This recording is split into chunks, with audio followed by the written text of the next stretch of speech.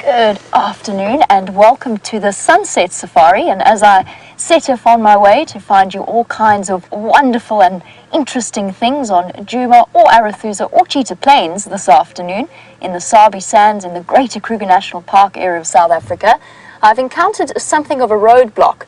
So before we go into our full-on introduction, I'd like to just say hello to Sam, who is over here. He's just popped out of the drainage line as we came walking past. And Sam, what have you been up to this afternoon? The crew of WildEarth full of surprises. Yeah. Cheers, guys. So, on this warm and sunny afternoon of 25 degrees centigrade, 77, I believe, in Fahrenheit, we are, as I said, full of surprises. And if you have any questions about those surprises, not of course about Sam's surprise, because I can't answer those questions, you can send those through to #SafariLive on Twitter. Oh, we nearly stalled going up the hill. Or you can email through to questions@wildearth.tv. And as Sam said, I have Brian on camera with me this afternoon. James will be out with Viam at some point a little bit later. We have recently, and by recently I mean within the last 2 or so hours, transferred all the equipment from Wendy onto Jigger, and Wendy once again going into the doctor, the vehicle doctor. And if you are brand new to the show, then what I've just said would have been thoroughly confusing. Wendy is a vehicle, Jigger is a vehicle, and this is Rusty. Rusty, so far, contrary to all expectations and belief, has been doing exceptionally well this year, despite being given a name that would have suggested or inspired slightly less faith and hope. Now, leaving Sam to his filmmaking and drag mark following, we're on our way to see if we can follow up on Tsakani, the female leopard that Brian and myself encountered this morning. It was a very exciting moment for me. It was the first time I have ever seen her, and for Brian only the second time he has ever seen her.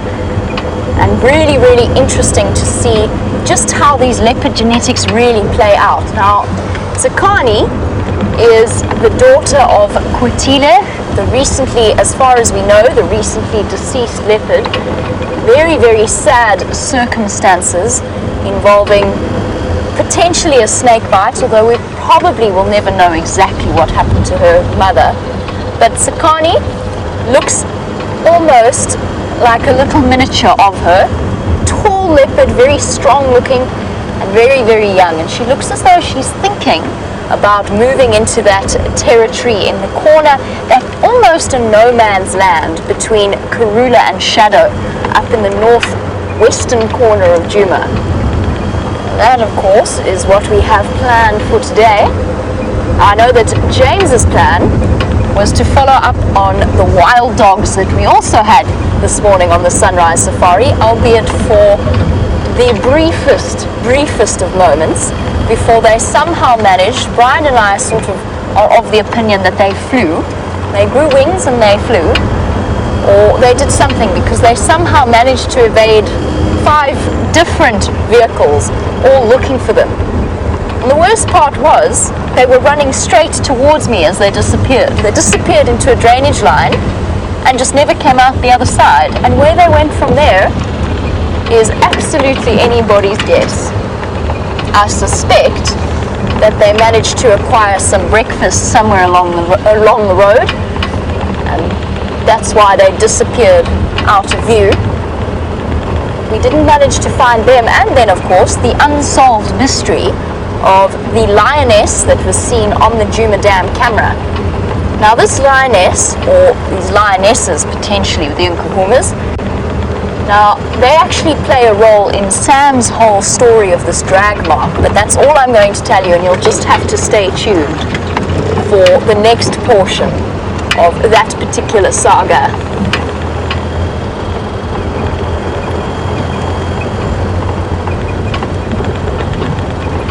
Now, Aaron apparently would like to go to Cheetah Plains to see jackal and ostrich, and maybe even cheetah, dare we say, or in Kanyeni, who of course I haven't managed to see just yet.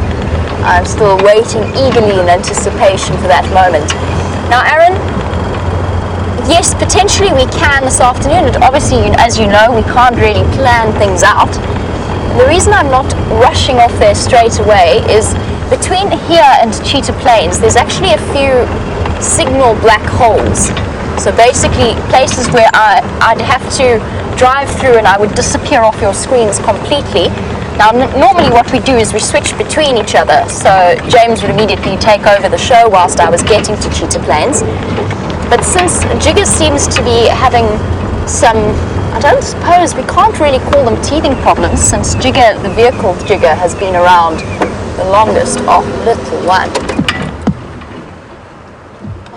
Where have you come from and where is your mommy? I know you can't see it just yet, but if I move forward now, this tiny little kudu calf is going to disappear. It's already running when we first came past. Now this is a very tiny kudu, much younger than the ones we've seen over the last few weeks. Yes, little one. It's a dangerous world out there. Where's your mom? Gentle whistling of a red-crested korhaan. Let's see if we can't sneak forward. Obviously, I don't want to scare it at all. It seems to have relaxed a little bit. Let's just let the engine run for a moment before we go forward. Let it get used to the idea.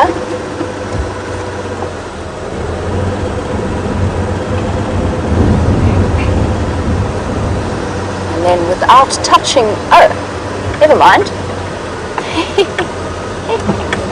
Have our answer there. There's Mom. She was just hidden behind the tree. Baby obviously rushing to catch up with her. She, of course, has a little bit more experience than her youngster and knows that the vehicle is not a threat. Look at that little thing. I think baby kudu might be my favorite young antelope. Yes, I'm talking about you, you gorgeous thing. Look at those giant ears. There's just something so sweet about them. Their face is not quite as long as the adults, with disproportionately large ears and a rather gangly look to them. See how much smaller it is than Mom. And at this point, absolutely impossible to tell if it's a little boy or a little girl.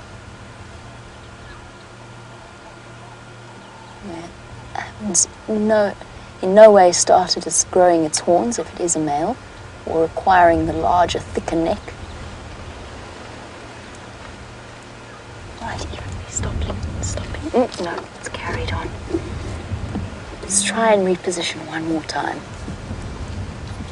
But yes, I think it might be my favorite baby antelope. Such a difficult one. I'm not sure if you all out there agree with me or not. What would be the cutest, what could be cuter than a baby kudu in terms of antelope? What do you think, Brian? Baby impala are quite cute. They are. I quite enjoy baby wildebeest. Yes, I was just thinking baby wildebeest. I should actually say baby wildebeest are my favorite. Having seen a live birth, and Brian I know has filmed a live birth before. And kudu are almost the ghosts of the bush at times. And Mom and baby have already managed to pretty much melt away and disappear. I can just see Mom's head bobbing about. Oh, no, now that's gone too. Amazing. Disappeared completely. And that, of course, is one of the reasons why the female kudu do not have horns, unlike, for example, in the case of wildebeest, wildebeest preferring a much more open habitat. So the females need those horns to protect themselves and their offspring.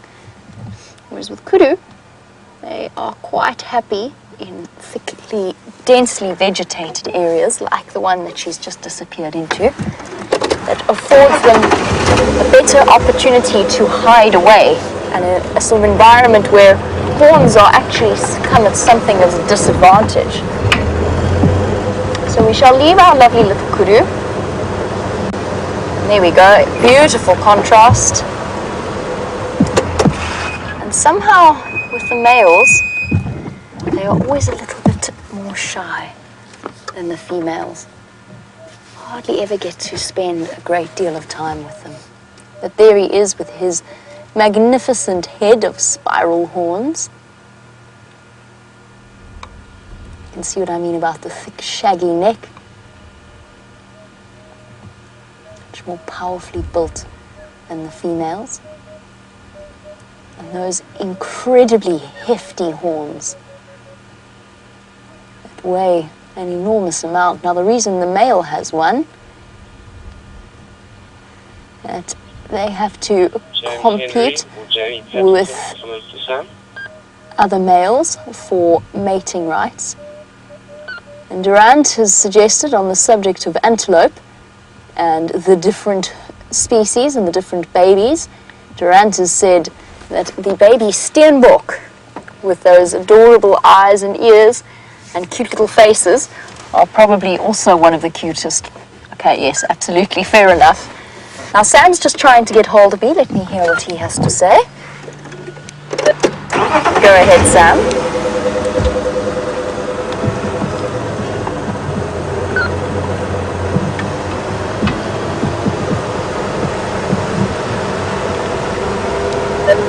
Sam, Jamie standing by.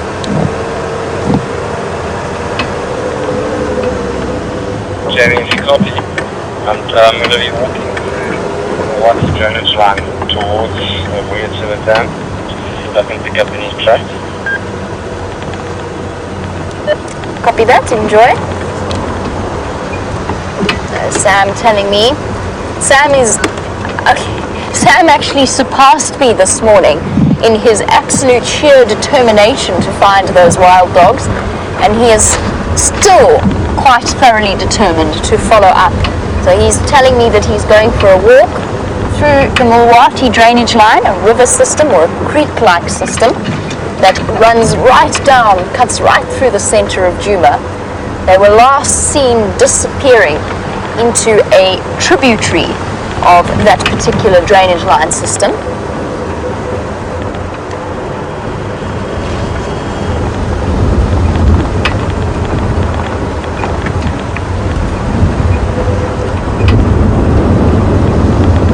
Now here's a first for me in terms of questions, and it's a really good question, and it's one I've never even asked myself. So Debbie in Vancouver, thank you so much for your question about why it is that antelopes' heads bob when they walk. Is it purely physical, or is there any other reason behind it? Well, Debbie, as far as I know, it is purely physical. My brain was sort of rapidly rushing through the different ways or the different reasons why they might do that head bob, whether it might be perhaps to do with sort of similar to an owl, where the different, having your ear holes at different levels, just ever so slightly, will allow for a far better idea of where a sound is coming from. So in my head, I was sort of rapidly thinking through, would a movement like this perform a similar sort of function for a sound if they're just raising and lowering their head? But Debbie, I don't think so, to be honest. I think that might be reading a little bit too much into it. And I think it is a physical thing, just like we swing our arms to balance when we walk. I think that the natural walking motion of a kudu causes that backwards and forwards motion of the head. Now, that's my theory. That being said, I don't know for 100% certain whether there's not another reason.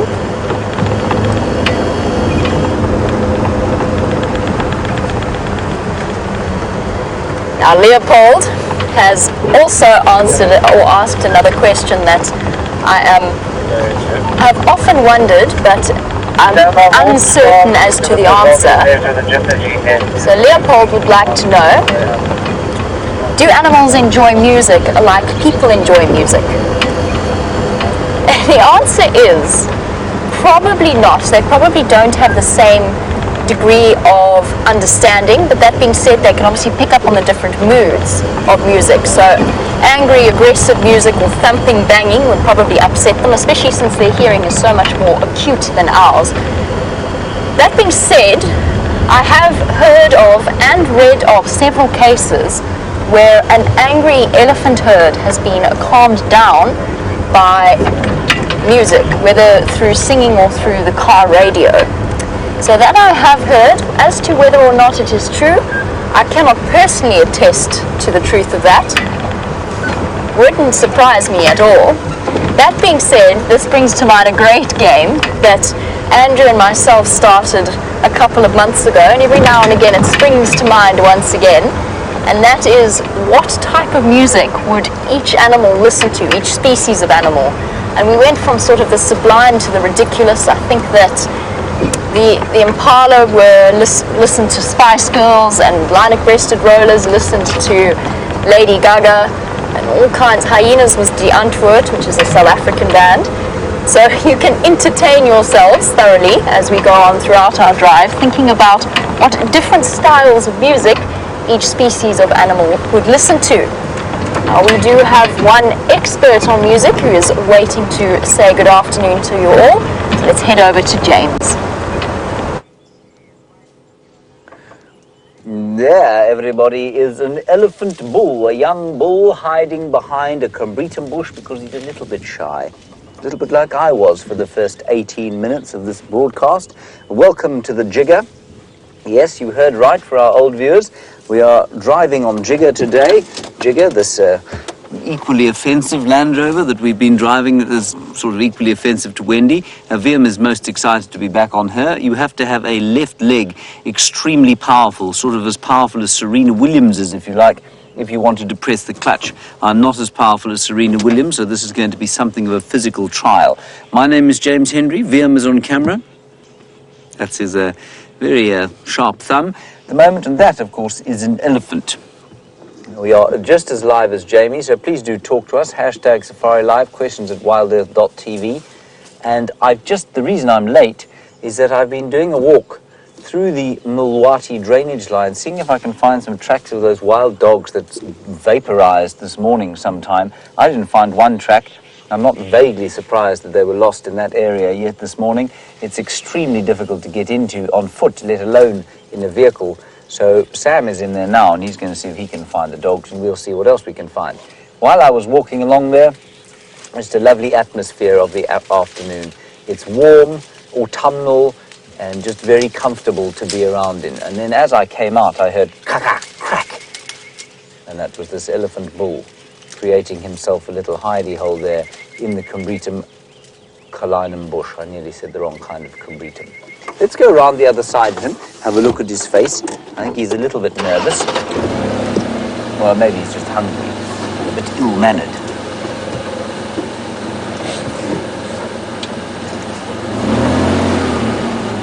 You can see, I'm just putting some sun cream on my lippies, which are very burned. The atmosphere is very dry.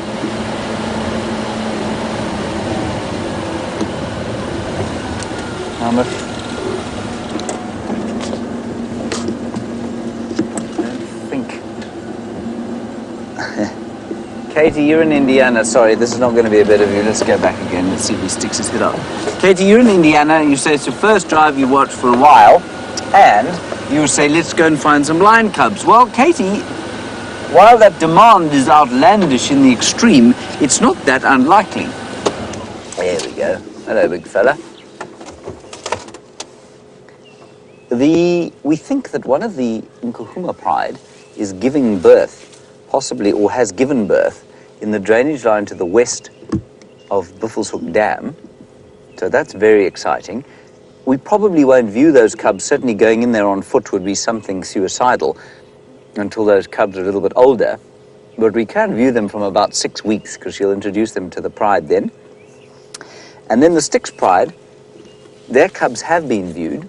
And, well, they're very little now, probably about, 6 to 8 weeks old. and we may be lucky that they come on here. They've been on Hoffman's, which is to the south of us, and Little Gowrie and Vessels. Those are the three sort of reserves right to the south of us. We might see them. They could also easily come on to Cheetah Plains sometime soon, and we have been spending a lot more time there, so the Styx Pride cubs are certainly a possibility. So Katie, try and stick with us for a few more drives. Couple weeks, we should be viewing those in Kahuma cubs quite frequently.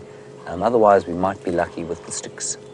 This little bull, I think is I think he's a bit lonely, really. He's probably only about 18 years old. He's got some fairly insubstantial tusks there, and yet he seems to have gone it on his own. Maybe he was a bit recalcitrant within the herd, and the matriarch told him that he needed to go and find his own path in life, and that seems to be what he's doing. And just a very important bush that he's eating now. He's eating something called a black monkey thorn. Not black monkey thorn, a black monkey orange, or Strychnos madagascarensis. And it's a massively important tree in so much that it is a bush encroacher. Now, all around where that elephant is, you can see that there are trees of the same kind.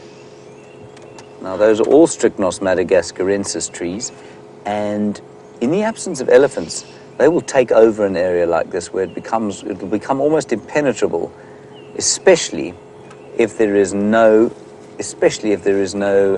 water in the surface of the soil, which there isn't, of course, because we've had a very, very dry summertime. So there is going to be a thickening of the bush, but thankfully the elephants will reduce those effects as they come through and browse during the course of the winter dry season. Jamie has got some striped ponies to show you, so let's head across to them.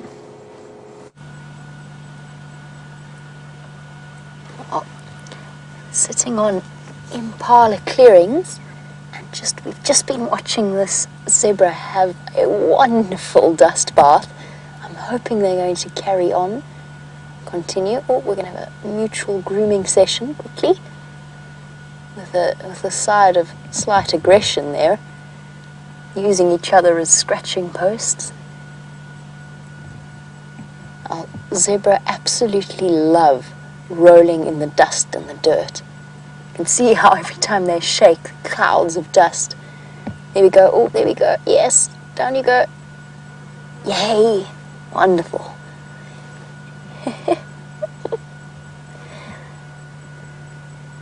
There is no time that you will see a zebra looking as happy as when they're doing that, rolling around in the dust and the dirt. And I think for them it just feels wonderful. I know that horses do it as well.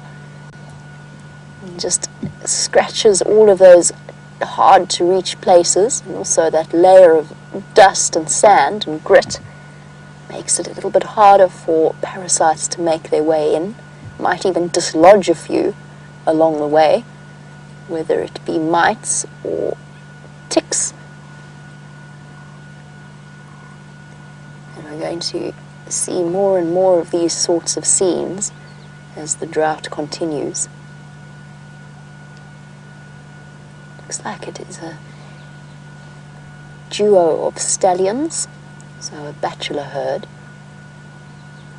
And that's relatively common to see, the young male zebra that have left the herd joined together to just basically it's a combination of safety and numbers, and that combined with the fact that they have a sparring partner.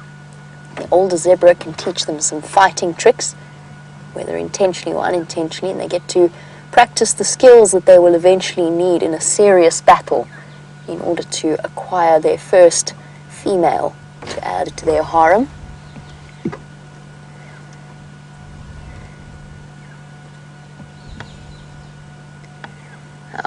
Tony was wondering about whether or not the zebra looks fat to anyone else, or if it is just them.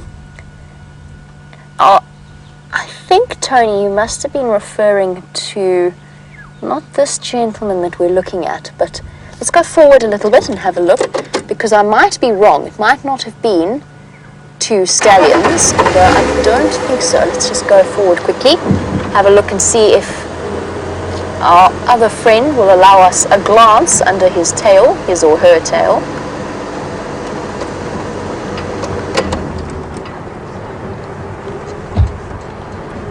definitely 2 stallions. So Tony, you are absolutely right, of course, in that all zebra look somewhat, I think, corpulent is a suitable word. They always do look like they've got very round, very healthily fed bellies. The reason for that, of course, is that they are hindgut fermenters. Unlike the other antelope species that are ruminants, just like cows, so they have 4 stomachs, a zebra only has 1 stomach and does most of its digesting in its intestines. So the bacteria within the gut working exceptionally hard to process all of the plant material and help the animal break it down. The end result, of course, is that zebra have rather large tummies due to all of the gases secreted by the bacteria. And the other end result of that, of course, is zebra tends to be somewhat flatulent, more flatulent than most of the other animals out here. There you go. Every now and again as they trot away, you might even be treated to the sound effects of their pyrotechnic digestion process. I have once before seen a zebra release some of that gas and actually get such a fright that it went galloping for a good 500 meters before it stopped and realized that it was responsible for the noise that had terrified it. Interesting creatures. The best way, of course, to have a look, you'll never be able to tell if a zebra is underweight or unwell, just because that belly is always so rounded due to the gas. But the best way to actually judge the condition of a zebra, or at least to know if a zebra is particularly ill, is by looking at the condition of the mane. If the mane starts to flop over to the side, that is when you know that a zebra is particularly unwell. In this case, 2 large, healthy, somewhat flatulent zebra stallions.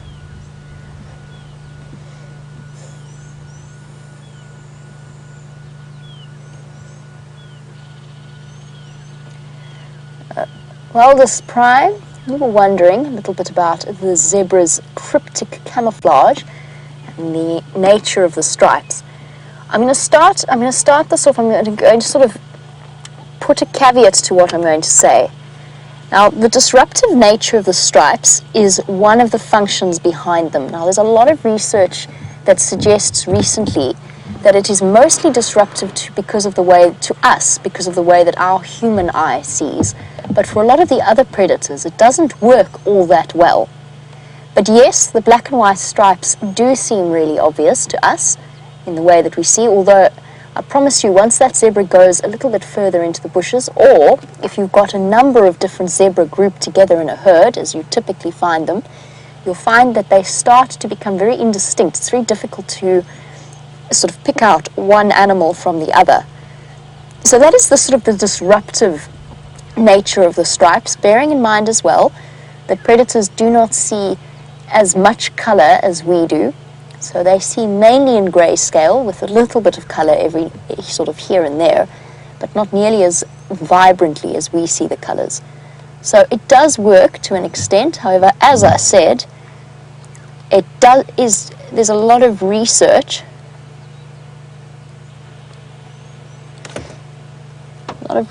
to suggest that it is for other purposes.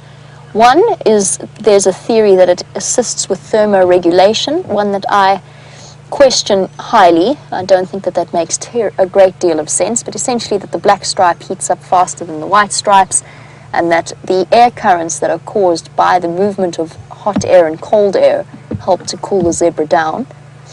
The other largely dominant theory is that the stripes actually act as basically interference with insect landing gear, or landing vision. So, for example, in areas where there are tsetse flies, you'll find that zebra have far fewer tsetse flies than any of the other animals of a similar size. So the theory is that the stripes work well to do that.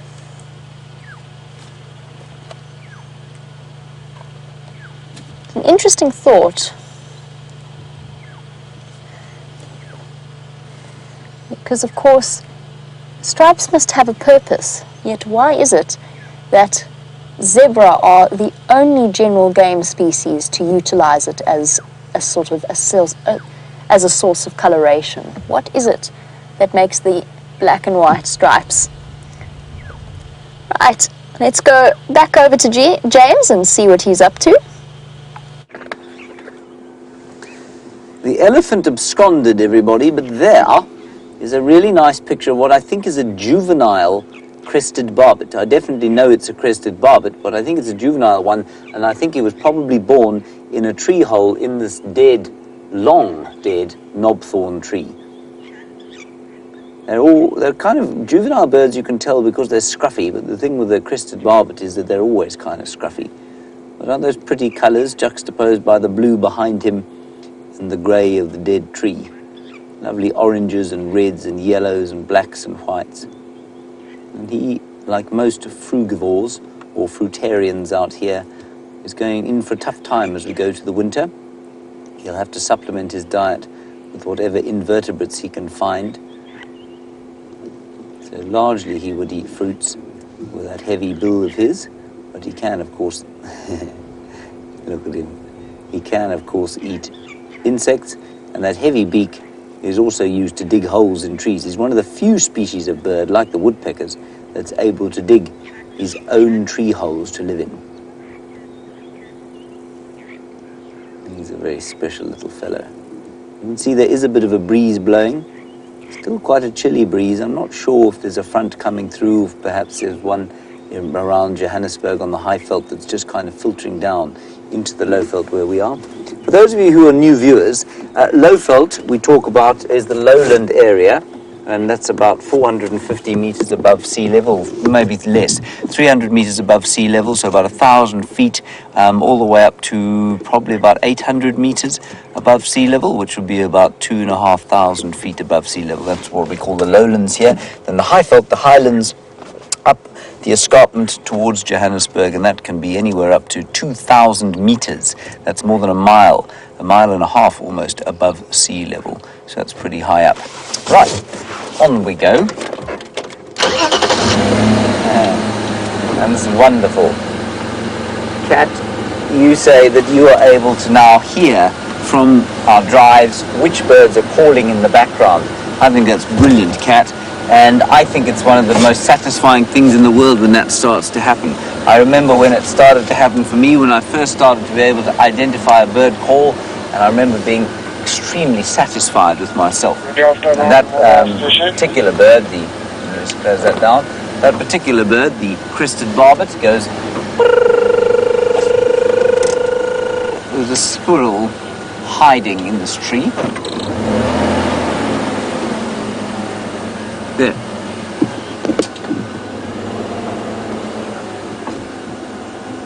Can you see it there? Yeah. There's a little tree squirrel in a very lovely tambuti tree. And this tree, we don't get a lot of autumnal colours in this part of the world. No, he's hiding from us. Can you see him? Not really. He's in there somewhere. We don't get a lot of autumnal colours in this part of the world, like I say, but the tambuti tree is one of the trees that makes lovely maroons and golds all together as the winter progresses. Highly toxic, eating it or burning it to cook your meat. Now Samuel is walking through the drainage line over here, drainage line being a dry river bed. Sorry, that me coming a crapper on the bottom of the...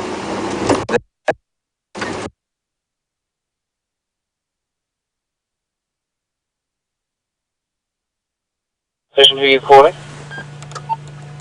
No one's calling anyone, James?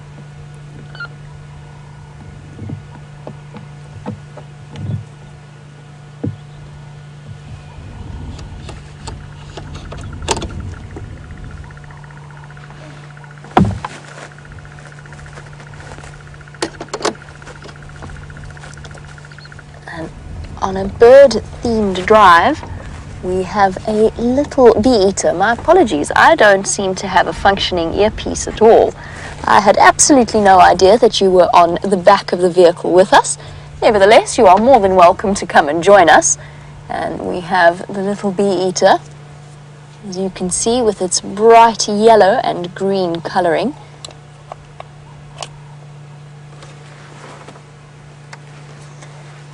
Now I think I might have to do some patchwork to the radio. Let me just see if I can't figure out where this problem lies.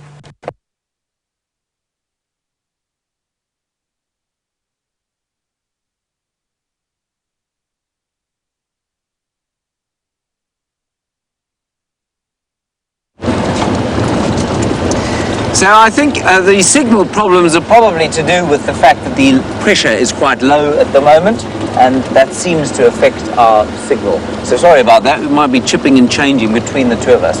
Anyway, like I was saying, those dogs, I don't know where they've gone to. We're going to head down towards the south. They could easily have crossed the road sometime during the course of the morning, and yeah, we could easily have missed the tracks.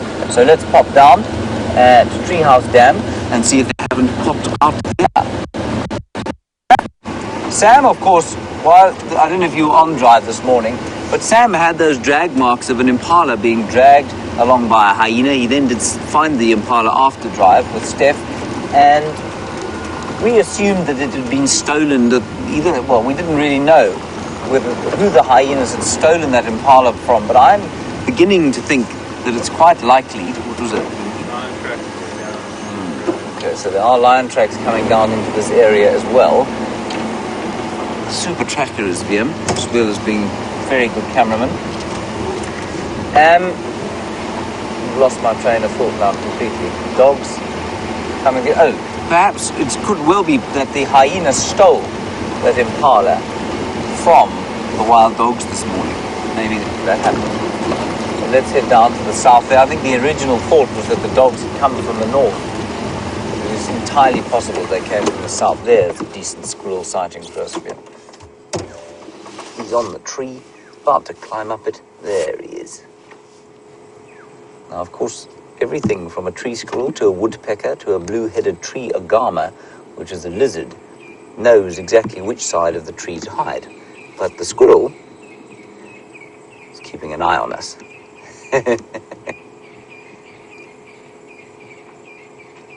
that is the only native species of squirrel that we get out here.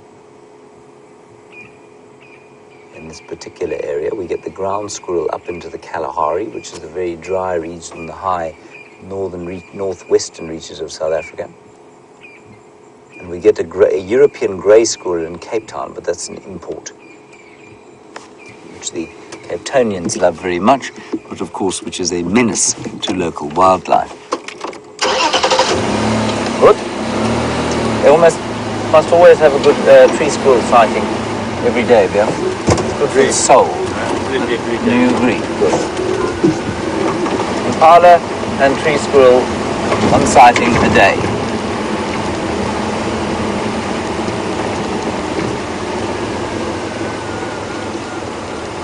So, there are some very fresh lion tracks going down this road, on top of the tracks from this morning. John, you're on Twitter, and you are wondering if the full moon affects the animals here. Really? But diurnal hunters like wild dogs and cheetah, they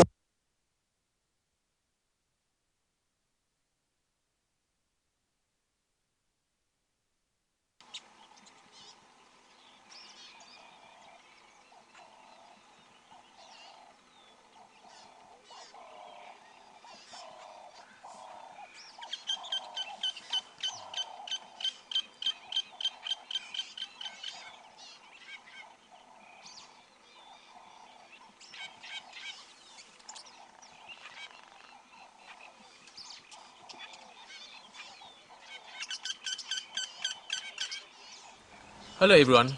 Being out in the bush and being out there live has its technical challenges. We're experiencing some of that now and are working on it as fast as possible to get it sorted and get you back on the vehicle with us.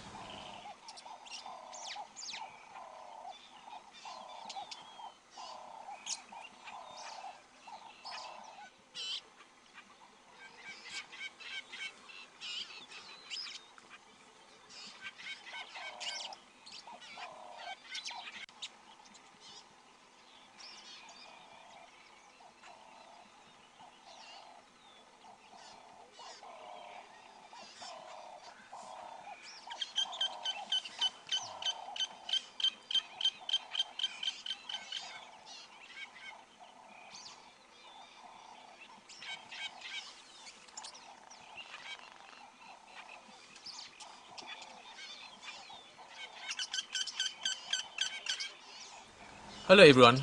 Being out in the bush and being out there live has its technical challenges. We're experiencing some of that now and are working on it as fast as possible to get it sorted and get you back on the vehicle with us.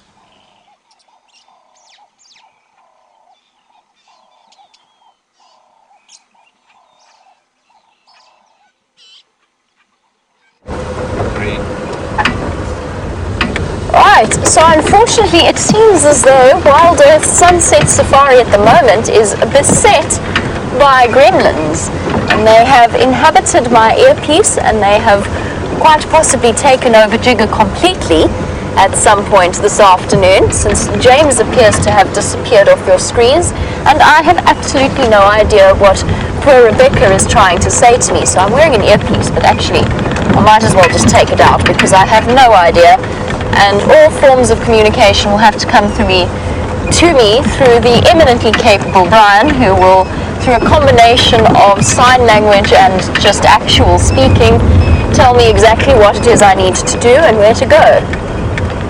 And so on we continue.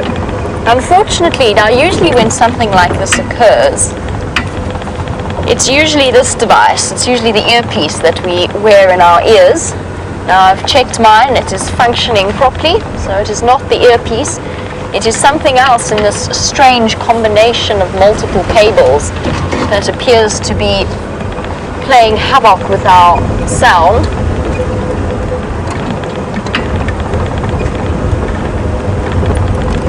So whilst we could continue all day chattering away, what that means is that I might never know whether or not we're live, as happened earlier, and I won't be able to, most importantly, I won't be able to hear your questions and your comments. The interactivity aspect of the drive is one of the most vital. Luckily for us, our technical genius, Eugene, will be on his way in order to help sort through the reasons behind our current predicament. I'm sure we will be, well, we at least will be up and running relatively shortly. And as to poor Jigger and James and Liam, remains to be seen what the solution is for them.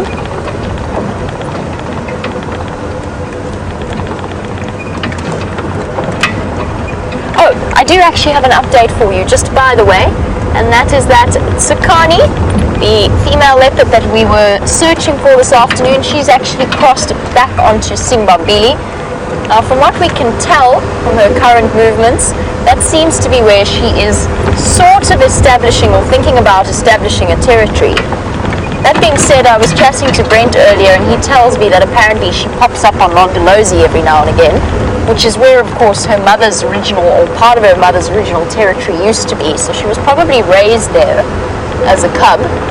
So it's a very familiar area. So it remains to be seen if she decides to adopt that particular section of Londolozi where her mother's territory used to be, basically inherit it, or whether or not she's actually going to create her own new territory in the top northwestern corner of the reserve.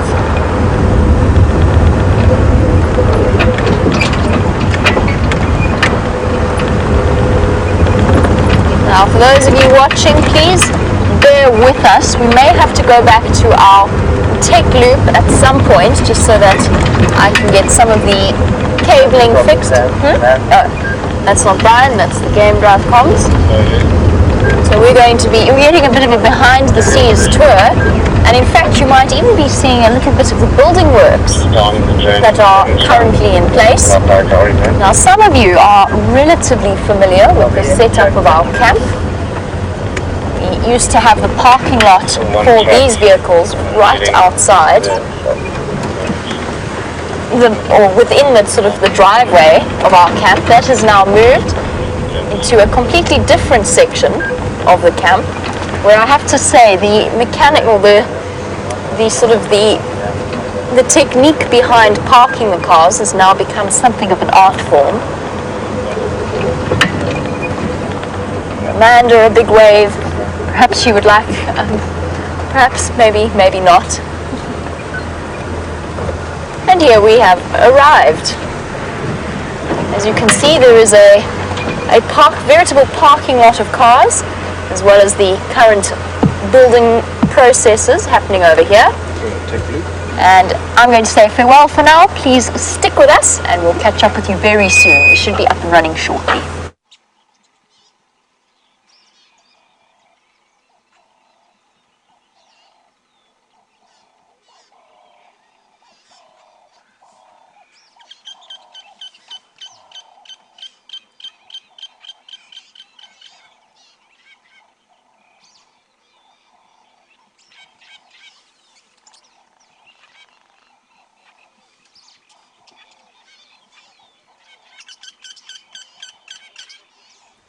Hello everyone.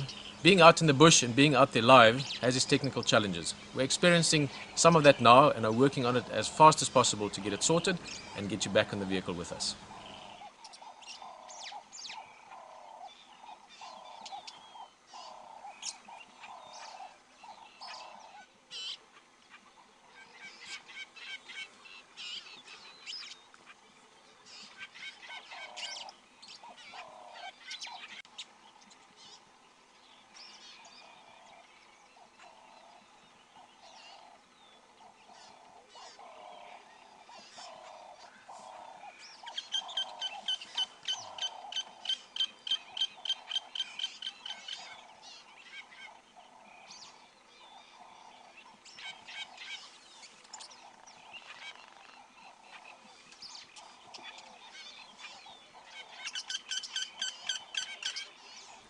Hello everyone.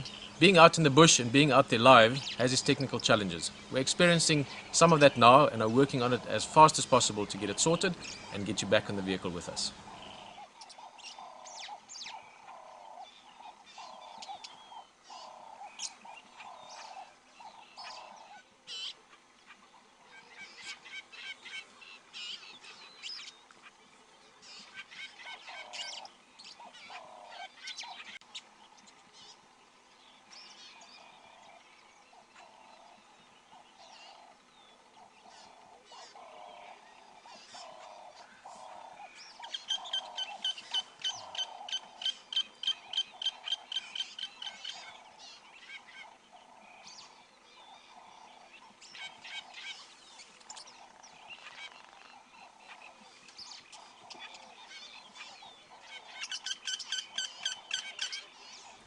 Hello everyone. Being out in the bush and being out there live has its technical challenges. We're experiencing some of that now and are working on it as fast as possible to get it sorted and get you back in the vehicle with us.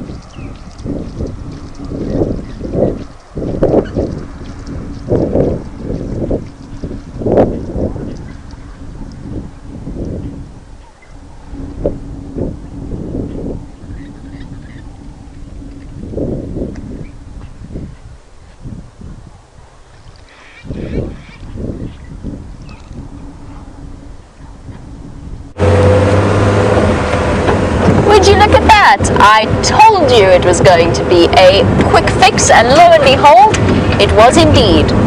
Nobody is quite entirely sure what the quick fix was, because it sort of just fixed itself, but we're going to go work on the assumption that that it is now working perfectly, and Brian will just tell me otherwise if he feels as though I am no longer listening to any direction, and if I am in fact directionless.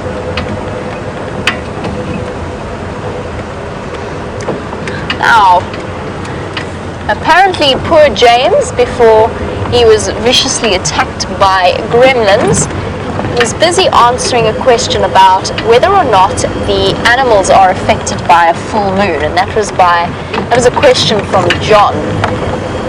The answer is yes, they are. Not affected in any kind of major gravitational or spiritual sense or anything like that, but it does play an enormous role in their lives, because a full moon produces enough light for the animals to be able to see almost as though it is daylight. What you'll find is that very often wild dogs and cheetah, for example, the dominant diurnal, not dominant, but mainly diurnal predators, can actually operate during a full moon night, in the middle of the night. This is what I've been trying to find you to show you. Terribly sweet. I know you were watching them with James this morning. I was trying to find this little one for you. Oh, it's such a tricky spot. Just see if we are in the right gap here, although it's just moved behind Mom. Here we go. Hello, little one. John, sorry, I will come back to your question. Isn't that just adorable? Here we go. Another sweet baby for our sunset safari. Currently using Mom as a scratching post.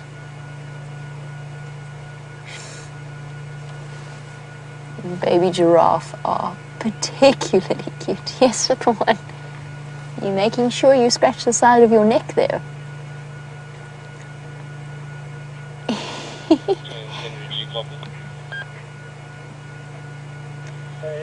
It's such a perfect example, or perfect nice comparison, in order to see the sort of the disproportionate nature of a baby giraffe, and why in fact it is structured that way.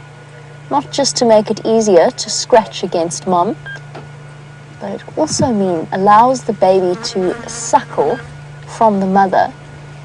The neck is slightly shorter than it would be on an adult giraffe in proportion to its body size, whilst the legs look unnaturally long.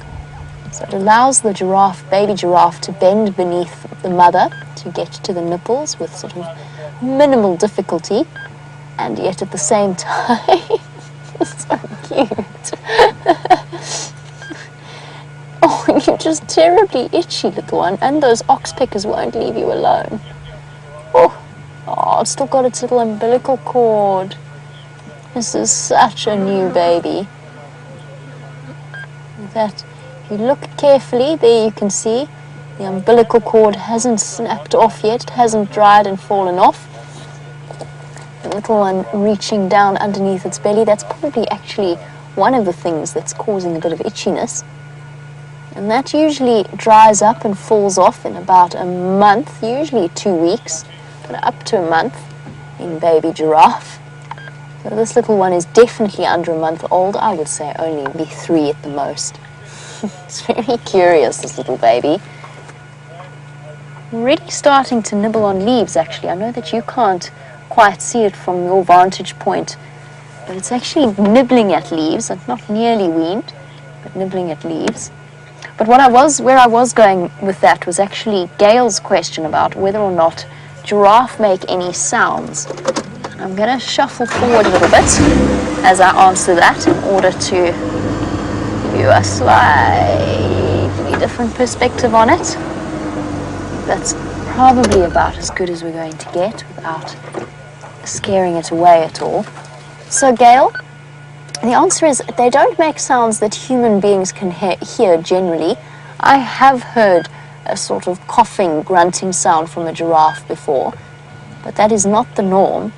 And it's only recently that there's a suggestion, or there's research showing that giraffe can actually vocally communicate with each other, just not in the same way most animals do, and sort of similar to elephants in that it's a frequency that people cannot hear, as human beings cannot hear, so sort of a sub-frequency, almost like the rumble of elephants. And research is still ongoing into that particular method of communication. Look at those little spots, lots of white on this baby. Might fill out in time, but nevertheless that spot pattern will stay constant for the rest of its life. Shame. You can see already that just in the corner of that little one's eye as it leans forward, there's a tick that's already managed to grab hold. Look at that, that's incredible. Such a young giraffe and already starting to nibble on leaves. Makes me think it might be a little bit older than I thought it was originally, although that umbilical cord suggests otherwise. Perhaps not quite displaying the same level. There you go. Still, I mean, that's definitely still very well attached. So perhaps in this case it just took a bit longer than normal. Still a tiny one. Not quite displaying the same nimble lip technique that the adults display whilst eating. And Nigel, you were wondering, and I think it's a question that's always on everybody's mind as we enter into our dry season after an extended dry summer. We now go further and further into the effects of the drought. Nigel was wondering how giraffe cope with the lack of vegetation during the dry season and during the drought.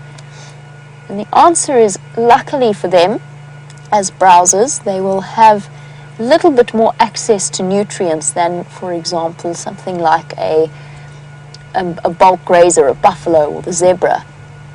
It means that the trees which are capable of reaching below the surface of the soil and down below to the underground water, they will be bringing up water from deep beneath the surface.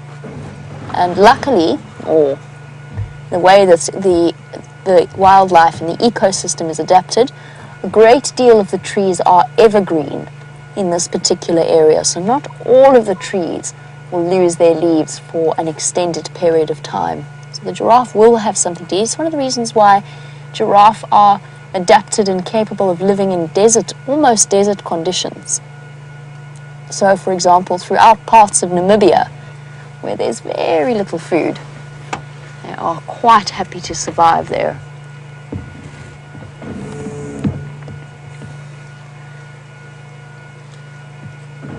I'm hoping as Mom walks towards us, there we go, that she might bring little one behind her. In general though, the babies tend to stay quite a far distance from their mothers. It's an interesting technique. Basically the moms trying not to draw attention to their little ones. It's one of the reasons why there's often been this myth of, or this belief that giraffe give birth to twins. They do, but very, very seldom.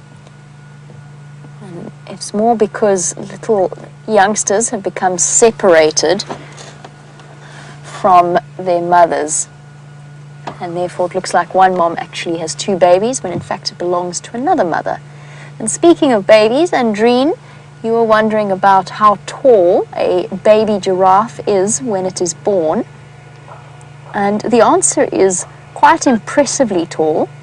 About, this is a guess now, just from what I've seen of newborn giraffes, I would guess at around, how tall am I, 1'6", probably around my height actually, so about 5'7", or 168 in centimeters. But I'll double check that for you, Andreen, because I'm not 100% sure. I'm only working off, I haven't ever had the chance to stand right up close to a baby giraffe. I know, oh there we go, yes, that's about right. Weighing 100 kilograms, so 220 pounds at birth, so quite a significant baby in terms of weight. and measuring 1.5 meters at the shoulder with an extra probably about, yeah, so close to 2 meters in height, 6 feet in height, so even taller than I am at birth, which is incredible when you think about it. And then of course there's the way in which a baby giraffe enters the world, which is a 2-meter drop because mom does not lie down to give birth. She will, oh, you can hear some hammering from our building site happening over there. Now, Brooklyn, you were wondering on the subject of that little umbilical cord. Brooklyn was wondering, does that umbilical cord not come off straight away after birth? And Brooklyn, the answer is no, it doesn't. Now, we see it particularly prominently in giraffe because the mothers don't tend to reach down and to nibble it away. In a lot of the newborn cubs, like leopard cubs and lion cubs, you might only see just a little bit of that umbilical cord before it moves away. But for some reason in giraffe, more so than any other animal, that umbilical cord stays in place for a long time. And I don't know whether it's because the little one can't reach its head underneath its belly to lick it away, or whether mom just doesn't do as good a job. Oh, look, she's coming to check up on the baby, make sure that it's still safe. So sweet. Unfortunately, I think this is the best view that I can get for you. I will go forward ever so slightly. That might help a little bit, but that's about as clear as it's going to get.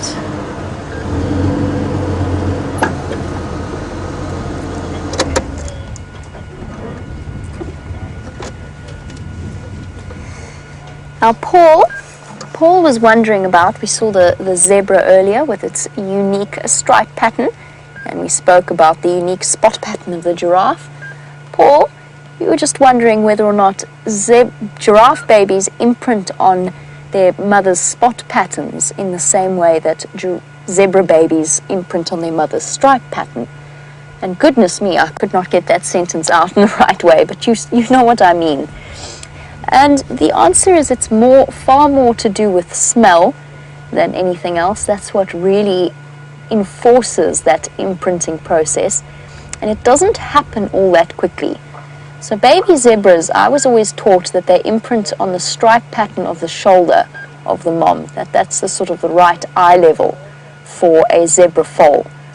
Now, having been to the Kruger and recently and witnessed a baby zebra following a wildebeest herd because it thought that it was mom, I've started to doubt the legitimacy of the imprinting process, or at least the speed at which the imprinting process is meant to occur. So it does take some time.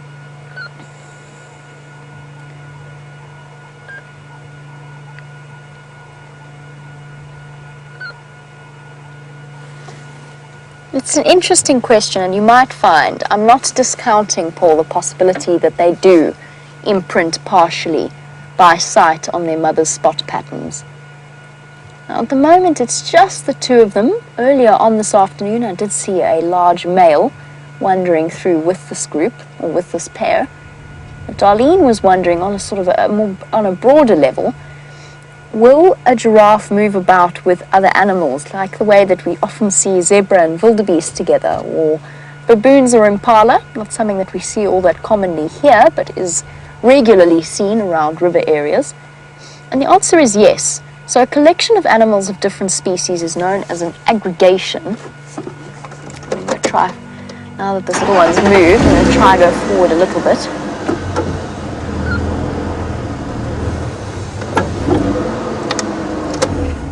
That is going to be our best view for now.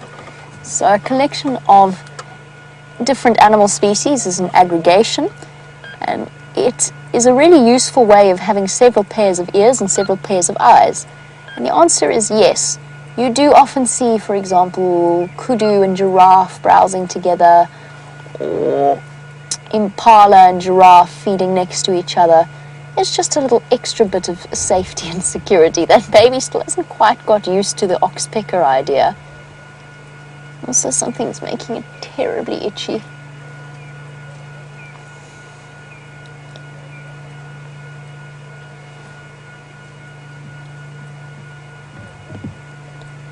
And as our giraffe pair disappears off, Lynn, you were wondering we were speaking about that long drop that a baby giraffe has to face in its first few moments of life. You were wondering if a baby giraffe could ever break its neck. I've never heard of it happening. It's not impossible, but generally, much like a lot of very young animals, they tend to be a bit more, those bones aren't quite as fused solid. There's a lot of cartilage there, so it isn't quite as damaging as it might usually, that kind of fall, as it would be to an adult giraffe. So it shows that resilience that all baby animals, including baby humans, very often show. Well, it seems as though Jigger unfortunately not back up and running, but James is now out on foot, so let's see what he's going to find for you whilst walking.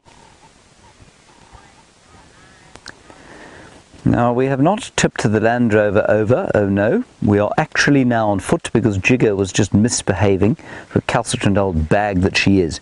Anyway, Viam is low angle in on an almost invisible butterfly called a blue pansy, only visible as a blue pansy from the top when it opens its wings. Now, this time of year for me always feels slightly, well, it's tinged with a sense of nostalgia, I guess. I don't know if any of you remember that old British comedy show called Last of the Summer Wine. Very nice title for a fairly poor show, but this kind of time of year gives me that feeling of nostalgia when the butterflies are starting to kind of give up. They're all looking a little bit ropey, their scales have come off, their colours are a little bit duller as we go into the autumn and we look forward or look into the winter. I'm not sure how much many of us look forward to the winter. So Viam, can you still see it? I actually cannot see this butterfly anymore. What I'm going to do is try and move my hand or my stick into the region where it is and see if it won't open its wings. Am I anywhere close to it? No, more the other side of that stick. Other side of which stick? This stick? A big grey stick in the middle. There it goes. So come and look here quickly, everybody. It'll open its wings for us a little bit now. There it is. Oh, there. It's brilliant because as soon as it folds its wings, it's completely invisible. Here it is. There. Anyway, what I'm going to ask Viam to do? Well, leave that blue pansy to be on his own. He doesn't want to be with us anymore. No, let's leave him. What I'm going to ask Viam to do is, as we walk over these clearings, which are turning from that lovely green colour that they were at the sort of height, if you like, of that late wet season that we have, I'm going to ask him to run a low angle shot through the grass here. And I want you to get an impression of that feeling that I'm getting of a nostalgia for a summer. Oh dear, Viam's got himself attached to a tree. There, he's out. Of that feeling of nostalgia for a summer past as we go into autumn. All the leaves changing, and it's not a. I mean, I don't. Maybe I'm talking nonsense to most of you, but it's not a feeling of sadness so much as a feeling, yeah, I guess, of nostalgia that the summer, the life of the summer, is slowly going into dormancy as we prepare for the winter. And I imagine for those of you in much colder parts of the world, that feeling must be all the greater when you go into autumn. There's one of the last of the monarch butterflies, many of which will be very familiar to you if you're from the United States. There he is. Easily confused with the common diadem female, at least male, female. Common diadem female, which looks exactly the same, but for the fact, if you look at that one, it's quite a nice opportunity to see that it's got 3 or 4 spots on the hind wing there. And on the diadem there's only 1 spot, and it's just sucking the last bits of nectar out of what is a fairly spiky sedge. It's not even much of a flower. The monarch's particularly good at surviving.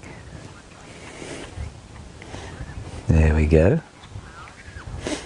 And Tony, if you promise promise to refer to these things by the correct name next time around, we can absolutely look at some.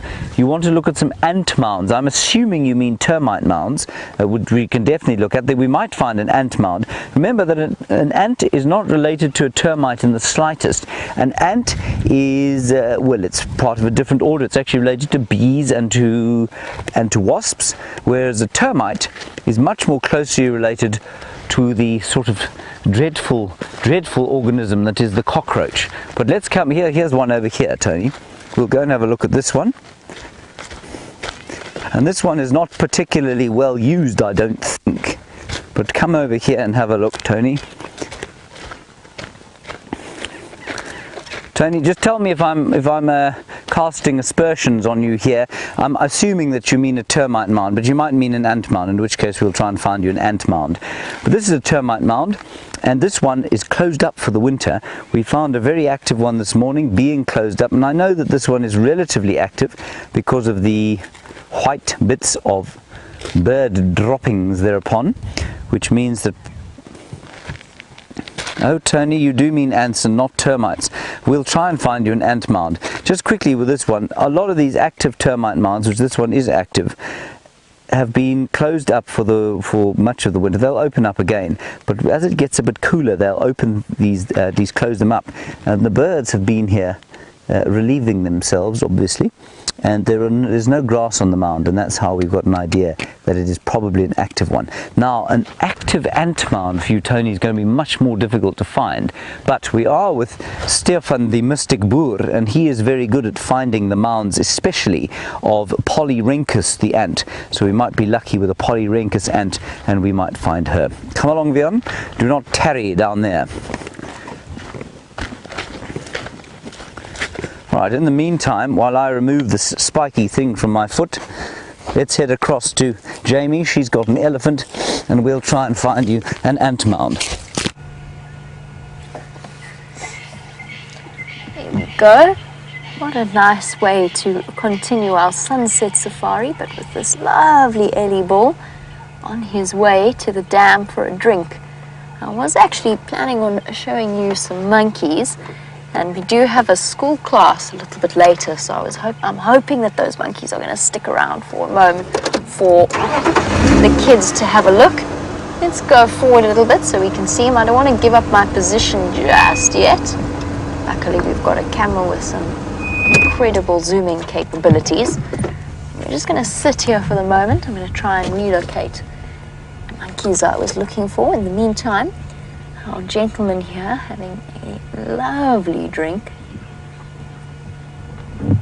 Usual elephant technique of stretching his trunk out as far as possible away from the edge of the water so that he doesn't have to drink mud-sullied water. Unfortunately for him, that is not really how we would describe this particular waterhole, especially not with a buffalo bull in residence. Clearly enjoying his afternoon wallowing.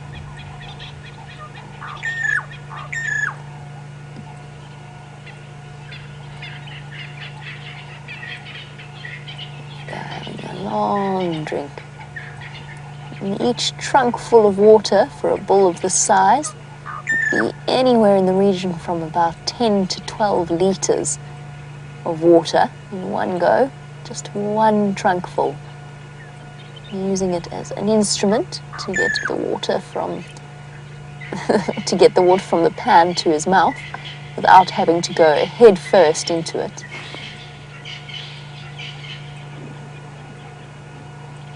Oh, buffalo. Up you get, buffalo. It was a very lazy and almost unnecessary chasing of that buffalo bull that elephant just did. Oh, he's going for the next one. This is my pan, and I don't plan on sharing it. Elephants, as wonderful as they are and as intelligent as they are, they can be somewhat irascible at times. They don't always tolerate the company of other animal species. Of course, at the moment, It is competition for water, although I'm not even sure he really wanted to drink there. He just sort of wanted to chase that buffalo away, show it who was boss. And it's very often young elephant bulls like this that you see that kind of behavior from. It's like they need to prove to the world that they're big and strong. Because in the elephant world, they're not really the top of the food chain, so to speak, just yet. He's a young bull. He's probably only just left the herd. So there's something of an ego involved in this whole process as well. Oh no, he wanted the fresher, cleaner water. Sorry, boy. Am I being unfair there? He has come to have a drink at where the water comes out of the pipe. This is a dam that is pumped. So in this time of drought, with all of the other dams being almost completely dry, it provides the animals with a very necessary source of water. But what I was saying earlier still holds true. Young elephant bulls do occasionally chase things to make themselves feel better about themselves. That makes sense, particularly since they can't really throw their weight around in the elephant world. They have to do it where all the other animals are concerned.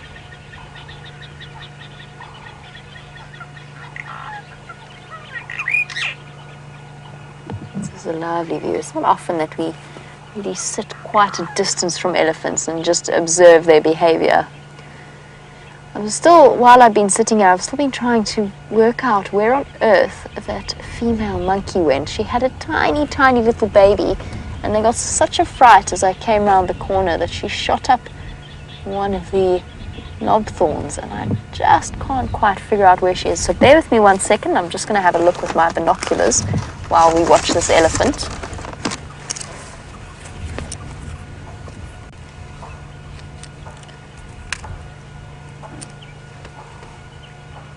Unless she managed to sneak past me and scamper away, which I think she might have done, because the rest of the monkeys have also hightailed it out of here at a very rapid pace.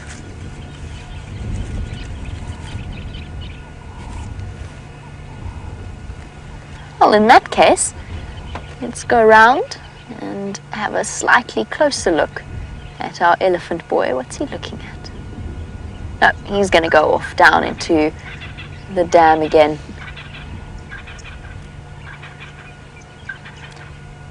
He just looks as though he's in a bad mood today. Isn't that odd head shake? And I don't mean with us. He's sort of restless, can't quite pick his drinking spot, irritated by the birds that are fluttering around. He just looks as though he's having a bad elephant day. Let's go around, see as he starts to move down. He might even chase those buffalo again. Oh, no, more to drink.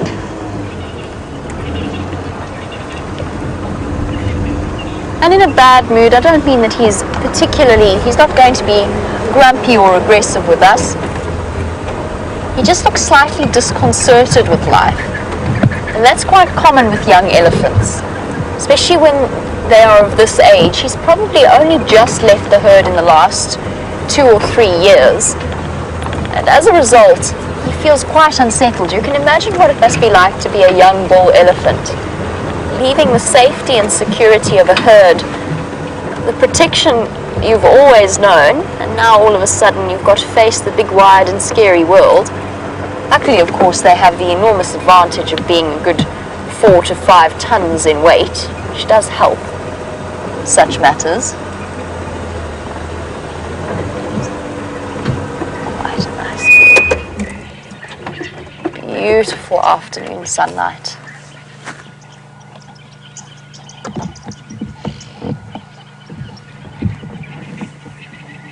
Sometimes it's nice just to enjoy the peace of an afternoon.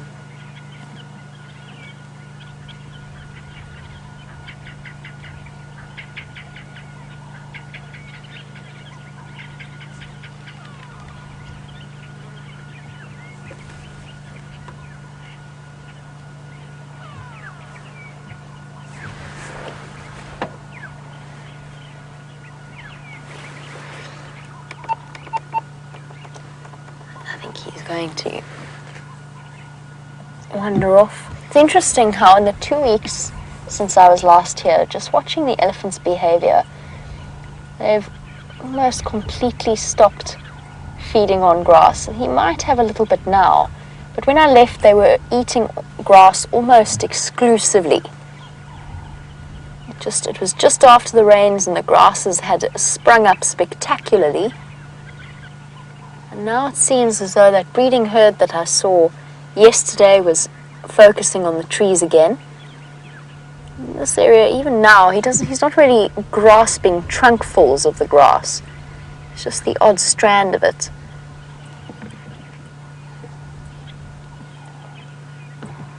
And it's interesting. And it's something we're going to see more and more as we go into the drought season. The fact that the elephants will have to rely almost entirely on trees in the future. Relatively short tusks. Of course, you cannot gauge an elephant's age based on the length or lack of their tusks. Each individual elephant's genes will determine just how big their tusks are going to get. Some elephants are born with larger tusks than others. Some are born without tusks at all. That is relatively rare in a wild population.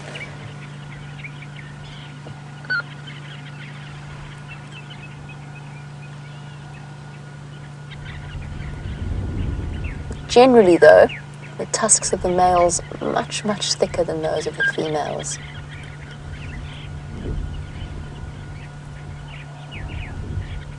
Don't disappear, boy. The kids are about to jump on the back of the safari vehicle. Come on. Come back. It's not going to happen. He's going to vanish before the kids get here. What a pity. Oh well, there's plenty of other things to show them. We're going to be having a group of 6 to 7-year-olds this afternoon. For them this morning, the beginning of their school day. Well, at least we've got some buffalo to show them. And hopefully some monkeys if I can find them again, although they appear to have vanished completely.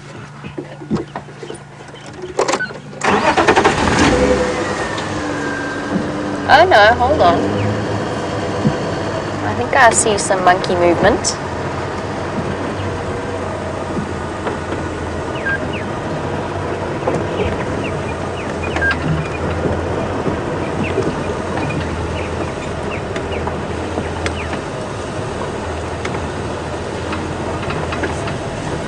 And while we wait for the kids to come and join us and I get a better position for the buffalo and the monkeys, let's go across to James, who's got something very interesting. Hello everybody, welcome to our little bushwalk that we're doing this afternoon, and I know that you're studying butterflies, and this is a bit of a sad state of affairs for this butterfly which has died. But nothing out here in the wild goes to waste, and you can see the butterfly is being eaten by ants. And we had another viewer called Tony who wanted to see some ants. Well, here they are. I'm not sure what kind of ants they are, but they are carnivorous, which means they like to eat meat, and this butterfly is good meat for the ants to eat. I'm just going to pick him up. You can see that the ants have already eaten his body away. All that's left are his wings. And unfortunately, I think he's what we call an African joker. That's the kind of butterfly that he is. And we'll try and find you a living one.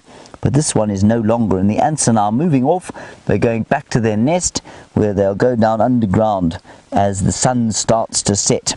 Anyway, that's a sad state for that butterfly to be in. My name is James. It's lovely to have you on our little walk today. We're going to look for the smaller things. If we do find some big stuff, well, that's great too. But we'll try and find some butterfly, and we'll try and find some birds and some tracks. And you all, of course, sitting at the Five Oaks Elementary School, and it's great to have you along with us. Come on a little adventure on foot here in the wilderness of the Kruger National Park. I don't know if Jamie told you about the Kruger National Park, but it's a wonderful, wonderful special place that we in South Africa love very much. a bit like you in the United States, like the Yellowstone National Park, except the Kruger National Park is almost 3 times bigger than Yellowstone National Park, if you can believe it. So it's a massive, massive piece of land. And there are lots and lots of animals. You've seen an elephant and a buffalo, and if you look around us here, you can see all sorts of grasses and trees, and the flowers, unfortunately, now that we're going into autumn, are starting to kind of wither away and die as we go into the winter. But that's okay. It's beautiful here at any time of year.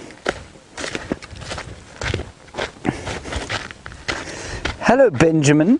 A very good question from you as to why the butterfly died. Well, Benjamin, butterflies, you know, don't live very long. They probably only live for about 2 or 3 days, some of them. Some of them live a bit longer, but often not much longer than 2 or 3 days. And because they only live for 2 or 3 days, after a while they get old. They get old very quickly and then they die. So, Benjamin, that's what I think happened to that butterfly.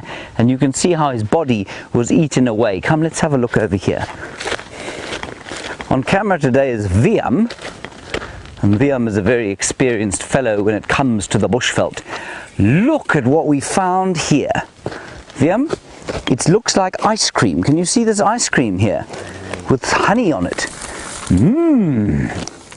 I'm not sure I'd eat that though, everybody. That is a fungus, like a mushroom that is growing out of this dead tree. And you know what kind of fungus I think this is, if I'm not mistaken.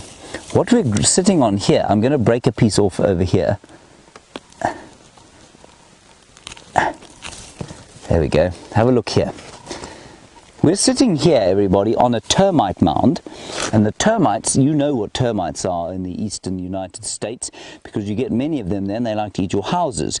Here, we don't really build with wood, so they don't eat our houses too much. But they do live in great abundance, lots and lots of termites, millions of them. And this particular termite that makes the mounds, the very famous castles of clay that Africa is very famous for, they grow fungus gardens in the same way that some of your parents will keep a garden, grow a garden. So these termites do the same thing. They plant this fungus, and I think that's what this is. They plant this special fungus and they eat it. We wouldn't eat it, even though it looks like ice cream. It's probably not very good. Doesn't smell too bad. It smells like mushrooms. A fungus is a mushroom, and the termites use this to help them digest the dead wood that they collect from all around here. The termites are very, very good at collecting all of the dead stuff around here, and they basically clean up the bush for us, and they use this fungus to help them to eat the bush that they eat. Isn't that amazing? Yeah, would you like to eat that? No, I'm cool. Okay, good. Well done. You've just had lunch. Okay, on we go. Chloe, you want to know how far the safari is. I'm assuming you're asking me how far we're going to go. Well, it just depends. You know, some days when you're on foot, you can walk for 2 or 3 hours in a tiny little area like you can see over here. And you'll find lots and lots to see and lots to talk about for 2 or 3 hours in a very small area. Then some days you'll want to track something. So maybe you want to track an elephant or a lion or something like that. And elephants and lions can move huge distances. Maybe they'll move 10 miles in a night, and you'd probably follow them for a night. Someone very special has found something, I suspect, very special. What have you got there, Mr. Boer? Ooh, this is very interesting here.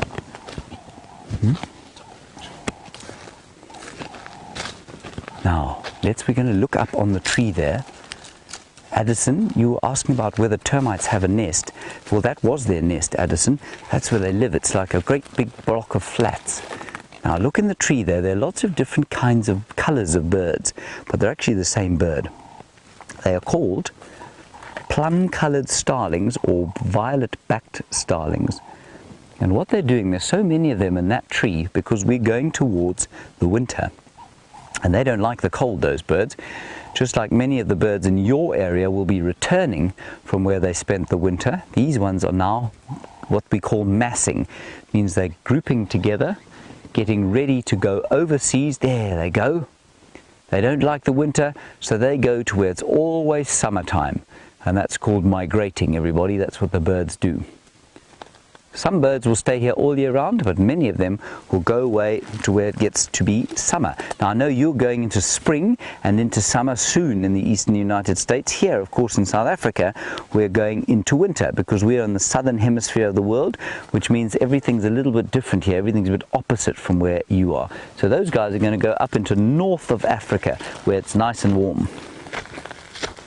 Carly, you want to know how you get to South Africa. Well, from where you are, Carly, you would get on a plane from Virginia Beach. I suspect you'd either drive to Washington, D.C., or you'd get on a plane to Washington, D.C., or you'd get on a plane to Atlanta, Georgia, and then you'd have to have your pajamas with you, and you'd have to have a big suitcase, and you'd fly for a long time over the Atlantic Ocean.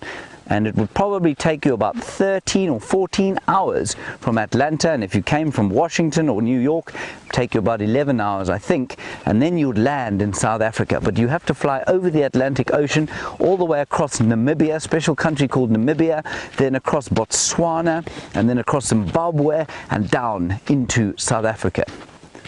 So that's how it would take you a long time. But I do hope that you manage to come out here, because it's a very, very special part of the world for us to be in.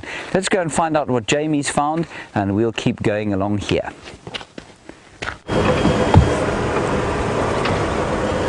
And good afternoon, or in your case, good morning to the pupils of Miss Williams and Mrs. Smead, their first grade class of White Oaks Elementary School. And welcome to the driving portion of this afternoon's Sunset Safari. Now, my name is Jamie, and I drive the car and show you all the animals, and behind me sits a very talented gentleman known as Brian. Now, if you look very carefully, you might even see another character who is very, very fond of wearing face paint. Now, that is the Thumb. And the Thumb today is dressed up as a very special bird known as a red-billed buffalo weaver. Hopefully we can find you an actual red-billed buffalo weaver at some point today, but at the moment you can all wave hello to the Thumb and his face painting of the buffalo weaver. We're driving along on the roads in the middle of South Africa in a place that's home to all kinds of wonderful animals like lions and leopards, buffalo, and something smells very funny. Do you smell something very funny, Brian? I do indeed. I smell something very funny. I don't think you guys all the way over there can smell it. But oh, that is the reason why I'm smelling something funny. Now, what on earth could that be? And why is it on my bonnet? Oh, definitely smells very strange. Whoopsie, that's my head. You don't want my head in the way. Right, so shall we have a closer look at this strange smelling thing? And let's see if you can help me figure out what it is. And don't forget, you guys are welcome to send through your questions and anything that you want to tell us or want to say. We get it through straight away through this earpiece that I'm wearing in my ear. So let's grab this smelly thing. It's heavy and it's big, and this is a pile of poo. Now, what do you suppose made a pile of poo that is that big? Because it certainly wasn't me, and it definitely wasn't Brian. Must be something even larger. Now, in order to investigate this, we're going to have to break open the poo, and yes, I know it might seem disgusting, but let's break open the poo and have a look inside, because it's going to tell us so much about this particular animal. And it smells very fresh, and it smells very grassy, and if you look carefully, I'm going to take this half away, and we're going to look at this half. I'm going to throw that onto the ground. Have a look in here. This is a bit gross. Are you guys grossed yet? Grossed out yet? Look at that. What does that look like to you? Bits of grass, maybe? So it's an animal that eats grass. But there's something else here too. There's bits of leaves as well. So, what particular animal are we going with here? Something big, eats grass, eats leaves, and leaves big piles of poo in the road. Shall we return the poo to the road? And I'm going to tell you why I'm going to put the poo back in the road in a moment. Oh, just one of, there we go. Yeah. Little bit gross. We won't tell anyone. Now, it's safe for me to touch that poo because it is the poo from an animal that eats only plants, so a herbivore's poo. But as soon as I get home, I'm still going to go and wash my hands.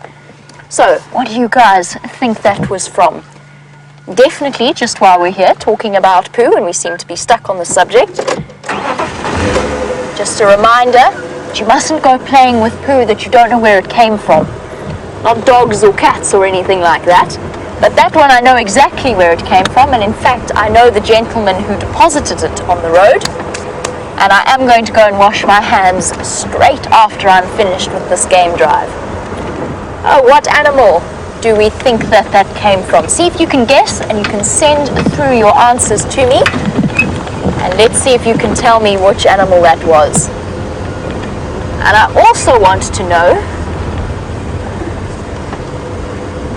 Oh, you guys are too clever for me. Too clever and too quick. You are absolutely right, Benjamin. Well done. It is an elephant. That was an elephant poo that he left in the middle of the road. Now, I have to tell you a secret. I put it on my car. The elephant didn't put it on my car. I put it on my car because I was driving along and I wanted to show it to you, but I still wanted to carry on driving. So I thought that seemed like the best place to put it. So well done, Benjamin, and to all of you that guessed that was an elephant, you are absolutely right. And an elephant is just one of the many animals. I hear that not only were you enjoying a demonstration of dung, but you're also all loving the presence of our extra special characters. So, if we're good, before the end of the drive, the thumb might decide, the thumb's a little bit shy, but the thumb might decide to make another appearance at some point. We just have to wait and see.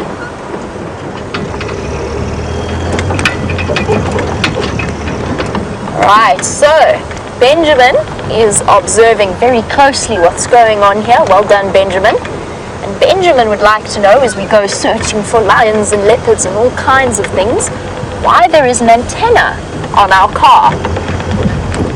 Benjamin, it's actually a fascinating thing because it's not just that antenna. You're looking, I think, at the thing in front that's doing this all the time. See it wobbling about? So what that's helping to do is that's helping to transmit the radio waves that we are getting through my earpiece. So what that allows me to do is that allows me to talk to somebody who passes my questions on, or your questions on to me. So that's what that antenna does, and it helps to keep it clear. And the reason we need that is because we've got so much fancy electronic equipment that shoots the signal up into the sky, bounces it off a tower, the tower bounces the signal back to a satellite all the way in England. So you guys all know where England is and how far away. I'm sure your teacher will show you on a map or a globe how far away that is. And then that satellite bounces the signal of our show all across the world. And what's amazing about that is that it only takes just a few seconds before you watch what's happening here in a game reserve.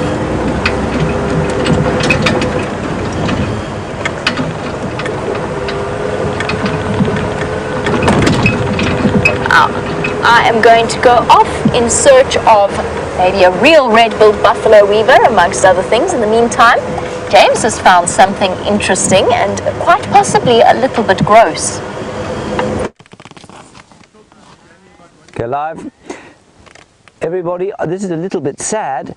It is a dead impala. This is the most common antelope that we get here, and I suppose could be compared, for example, with a common deer species that you might get in the United States there. But it died today. We don't really know why. We think maybe it was killed by wild dogs, which are the sort of African equivalent of a wolf, but then it was stolen from them. And I bet you can guess what stole it from them. That thieving animal called the spotted hyena. And it was stolen, and the hyena then came and had a meal here. Now, I know this can be a little bit sad to look at, It's not easy to look at sometimes, but remember, everything has to eat out here, and so it's perfectly fine. We know this impala wouldn't have felt any pain, it would have died quickly, and then it provided food for some of the other wonderful animals that we have out here. There are a couple of things I want to show you. The first thing is that an animal like this, which is called a herbivore, often does not have teeth on the top. You see that? Now remember, if you ever go into the wild and you find a dead animal, don't use your hands to touch it. You can use a stick or something. They've got bottom teeth, but they don't have top teeth. They've just got a pad at the top there, as they eat grass and they don't need too many teeth on the top. And then at the back of the mouth, they've got the teeth that they grind up. Well, I can't even see his teeth. They're so far at the back that they grind up the grass with. Then, the other very special part of this animal, and something that we don't see often, if we come over to this side there, this here is a very special thing, everybody, and our regular viewers will know what it is. It's called a fetlock gland. Now, fetlock is this joint here on any animal. So if you've seen a horse before, a cow, or a goat or a deer, this joint on the back legs is called the fetlock, and underneath this special black hair here is called a fetlock gland. And what that does is it makes a very special smell that the other impalas can smell, and when they're moving through thick bush, this is how they talk to each other, with this smell. Now, Benjamin, what a very, very good question. How on earth did we find this impala? Well, to be honest, I didn't find it. It was found by my friend Sam, and he found it earlier because he followed in an obvious mark where it had been dragged. So if you drag, for example, a sack full of sand along, well, then it will leave a mark in the ground, and that's exactly what the hyena did. I think it dragged it down here, didn't it, Viam? How did it come in here? Do you have any idea? I think from up there. I think it came from up here, everyone. And so the hyena didn't pick it up, it dragged it. And you can maybe see along here, you can see where something has been dragged along the ground, and the hyena dragged it down there, and this is where it thought was a good place to have its breakfast earlier this morning. So that was from this morning. It's a little bit sad, but everything in that impala will be used up. Slowly the vultures will come and eat it. Another hyena, I bet, will come past here tonight. And Kennedy, yes indeed, it was the hyena that ate the impala, but it wasn't the hyena, we don't think, that killed the impala. We think that was a wild dog, which is the equivalent of an African wolf. It looks like a painted dog. If you can imagine painting a big dog like the size of a bull mastiff, if you can imagine painting a dog like that, brown and black and white, that's what a wild dog looks like. Let's see what else we can find through here. Oh, you know what we can find is this very special stuff here. Look along here, everyone. You can see very clearly where the impala was dragged. See? And then it turned round, the hyena went down into the drainage line there. Now let's just look over here. Now again, you mustn't go and do this in the wild if you are not very aware of what you're doing. Sorry, Derek, I didn't quite hear your question. I'm going to ask for it again. This is very special stuff. And Derek, while we look at what is elephant dung, this is from an elephant, like the elephant you just saw. You want to know if we get moose here? No, we don't. I suppose the equivalent size animal here would be something called an eland, but we don't find the eland in this particular area. They're further north of us in drier areas. Eland, at least a moose, is also a very similar size to that buffalo that you saw earlier. With buffalo, at least moose, we only find in North America and in Northern Europe, not down in Africa. Now, I'm going to do something that you're going to think is very gross. But elephant dung, when it's been sitting for about a week or two, smells very like spices. Now remember, an elephant only eats grasses and leaves and twigs and fruits and that sort of thing, so it doesn't eat any meat, which means that its dung, if you leave it for the right amount of time, smells delicious. Do you want to smell some, Liam? Now, it doesn't come out like this. It comes out in a big ball, like a soccer ball, but I'm sure you've all heard of something called a dung beetle. The dung beetles open up the balls and spread them out on the ground like this. and then they lay their eggs inside this dung. The termites will also use it, and inside here there will be a whole lot of dung beetles, and they would have buried the dung underneath the ground, and they'll wait now for the next rain to come, which will probably only be in November, and then the dung beetles will come out of the ground and fly to find some new fresh dung. Let's go across to Jamie. She's got some special antelope to show you.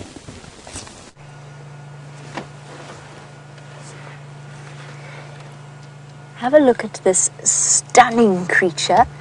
It's called an nyala, and this is the female nyala, so it's an antelope species, and only the females have this almost orangey color to their coat with these incredible white stripes, and if you look carefully, little white dots all around their legs.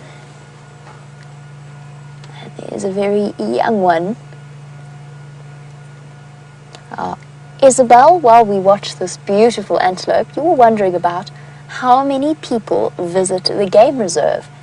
Sure, and in just this game reserve alone. So Isabel, there's the Kruger Park, where absolutely anybody can go in their own car and drive around, and there's lots and lots, hundreds of thousands of people who go every year. And the Sabi Sands, where we are now, is also incredibly big.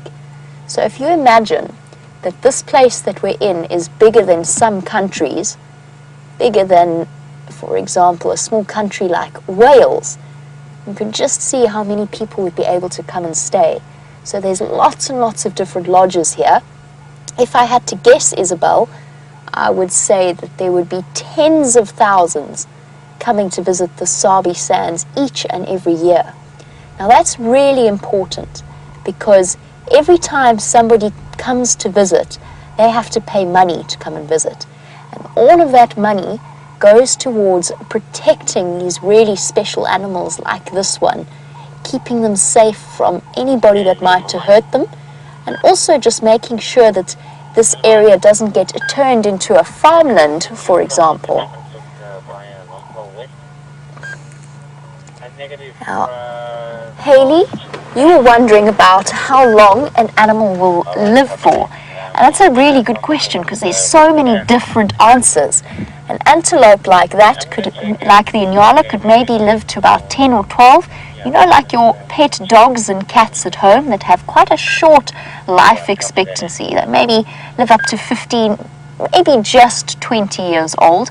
So a lot of the antelope are like that. The leopards and the lions are also like that. A leopard and a lion will probably live up to between 10 to 15 years of age.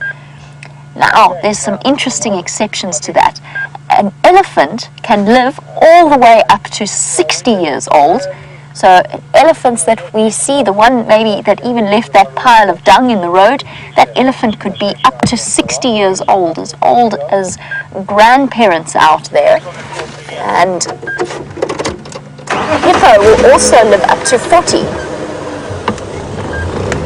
Let's go see what else we can find, because I think our antelope have disappeared.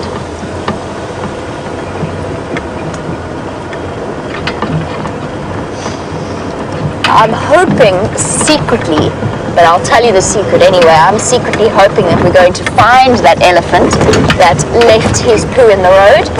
But Red, you were wondering how many elephants are there in this area.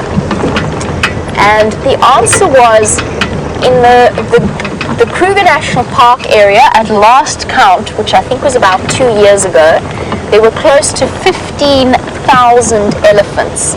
So that's roughly how many elephants there are out here, 15,000 just in this area alone. So there are lots and lots of elephants wandering about. Now we've been really lucky over the last few days, because there's lots of water where we are, and the elephants are starting to get thirsty because there's not much water around us. So lots and lots of elephants have been coming to visit, and sometimes we see herds of easily 100 or more coming past us. Elephants are definitely one of my favorite animals, and I'd love to know what your favorite animals are as well.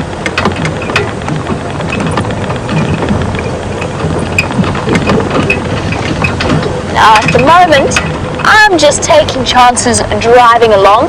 This morning there were lions walking down this road, so I'm keeping my fingers crossed that they might be somewhere around here, so keep your eyes peeled. It's cool enough now, because usually lions sleep in the shade in the heat of the day, but it's nice and cool now, so they might be walking around, and you never know, a lion could pop out into the road in front of us. It's happened before. But Sarah, you were wondering, how do I know where to go, or how do I choose where to go? And Sarah, it's not my choice really. Sometimes I have a plan in the beginning when I set out, but most of the time that just goes out of the window. It's basically the animal's choice. A lot of what we do is called tracking. So what we do is we look for where the animals have walked in the sand. Oh, the light's not very good here, otherwise I would show you a nice example. But sometimes what we do is we follow the animal's footprints, and it will take us to the animal itself. So that's how I choose where I'm going to go. It sounds like James is actually tracking, so he can explain it to you a little bit further. Here we go. Look everybody, this is not a pile of dung that you want to have a smell of, not like the elephant dung which smells delicious. This is from a carnivore or an omnivore. Do you all know what omnivore means?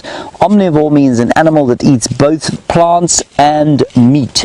A bit like us, I guess. This is from an animal called a civet, which is like a big stripy mongoose. Or a big stripy weasel, I guess. It's an animal that is quite similar to what you get. It looks like a raccoon, but it isn't really related to a raccoon. And what we have here, we can see what the civet eats. Can you see over here, where my stick is pointing? I wouldn't want to touch this with my hands. We can see there, it's been eating beetles. You can see little pieces of beetle there, where my stick is. That's a piece of beetle. And then the little balls here are balls from a tree called the magic guarri. Those are little balls, little berries, if you like. Then over here, where my stick is, Viampi, this is a very special kind of food that just about only the civet is able to eat. And those are from millipedes. I don't know if you've ever seen a millipede, but milli means 1,000 and pede means foot. So they are little arthropods, or they're not insects, but they are jointed animals that have almost 1,000 legs. But most animals cannot eat them. And that's because these bits and pieces of what we call the exoskeleton or the shell are filled with a poison called cyanide. See if you can all say cyanide. 1, 2, 3, cyanide. And cyanide is very poisonous to most animals, but the civet is very clever. He's able to eat the cyanide-riddled animal called a millipede or 1,000-foot. Let's carry on, see what we can find here. What I do want to show you some of the special grass that we have. Look at these special grasses. Now I know that many of your parents will have a garden full of beautiful flowers. But you know, out here in Africa, where there's not a lot of water, it's often quite a good idea for us to plant grasses like this in our gardens, because they're so very pretty to look at. Isn't that nice? See, it's gone gold. It's like wheat. Very beautiful.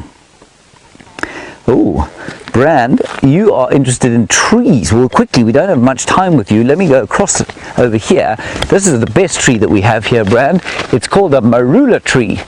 And the marula tree is the most famous tree that we have here. And it's famous because it makes a beautiful fruit, a delicious fruit in the summertime that tastes like, I suppose it doesn't taste like anything really other than a marula.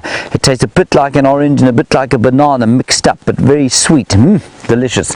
And this is the marula tree, so that's one kind of tree. And then the most common tree that we get here is this thing here, that big green tree, and we walked past a lot of them. I bet you saw the elephant probably eating some of that. That's called the red bush willow tree, and that's the most common. Really nice question. Thank you, Brand.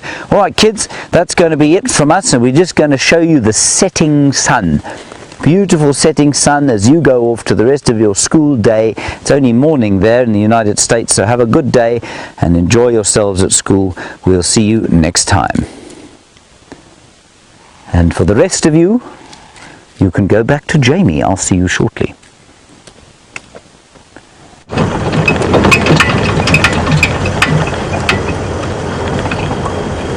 And off we go in search of the Nkuhuma lionesses. Their tracks disappeared off somewhere into this direction. I could see what Sam meant when he said that they were somewhere here. We'll be looking out for them now. I think what I'm going to do is I'm going to go and check Buffelshoek Dam first. There's a good chance now as we come to the end of the afternoon, depending upon whether or not they've eaten anything, there's a chance that they might be heading across to have a drink there. Let us go and investigate.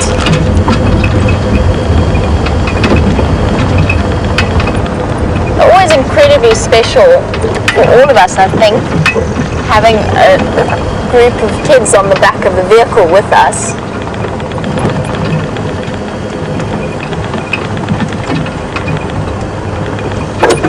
Never mind, things have changed. Day has changed. We're going backwards. You ready for this, Brian? Ready. Ready for this? Seatbelts on.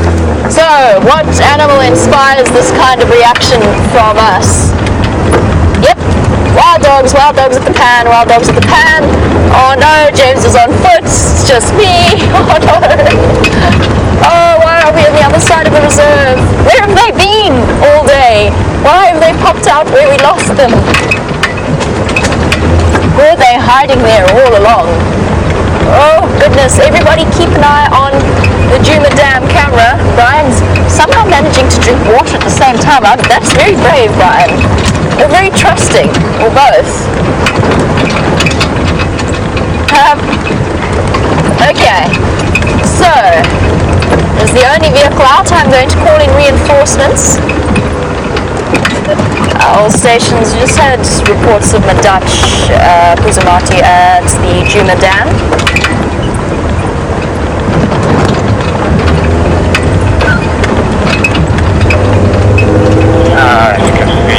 Thanks, Jamie.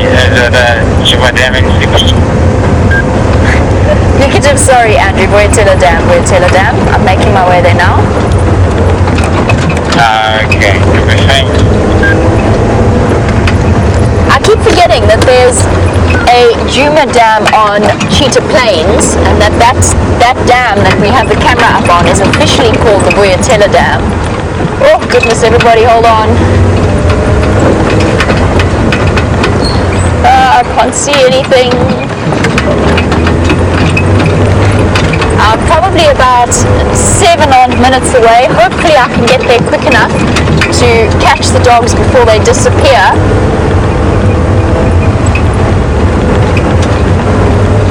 I think, however, that if James is around and about on foot, just in case, just so that we can concentrate on putting our foot down to disappear through the drainage line before the dogs do another vanishing trick on us.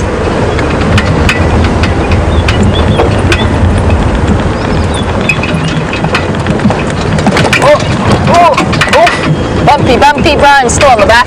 Yeah. Brian's cut his teeth on the back of Brent's vehicle during wild dog chases, so I know that he's going to stay on.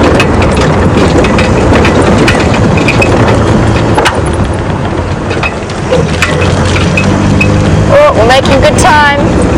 Everybody else is too far away to get here. It's just us. Everything hinges on it, so keep an eye on where those dogs are going to disappear off to.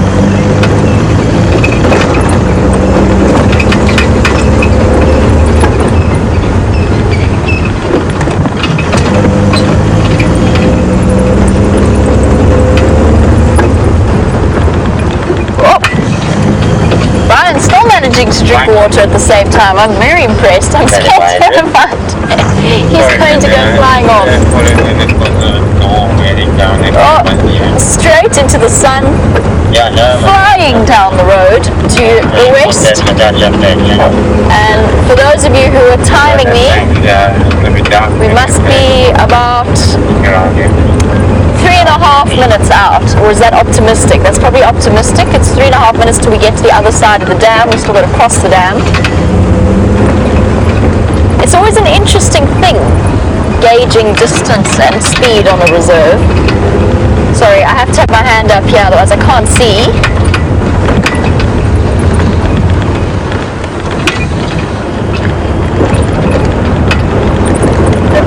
Sam come in for Jamie.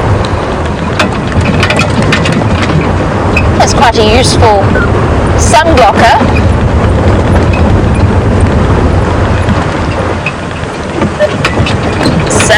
Samwise for Jamie. I don't know why, I don't know, that the nickname Samwise has just stuck. James still continues to call me Pajamas on the Game Drive channel, which I find hilarious, but none of us have any idea where that name came from. Alright, we're nearly there. We're gonna make it. Oh, no answer from Sam. He's avoiding me.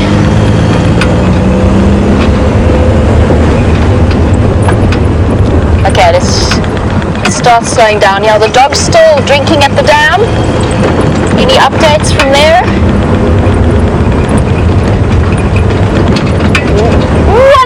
Wonderful. We're going to get there in time. May this be slightly different from this morning's adventures. Sam, please can you take the Mahindra and pick James and Steph up from Treehouse Dam?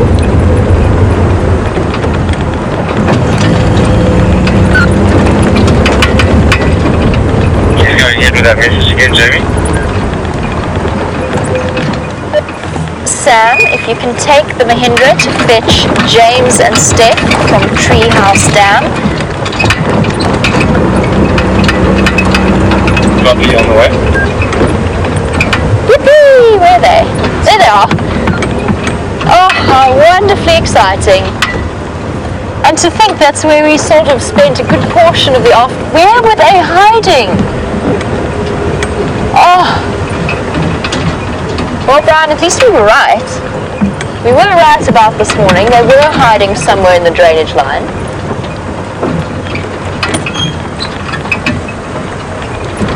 Sam, did you copy that message?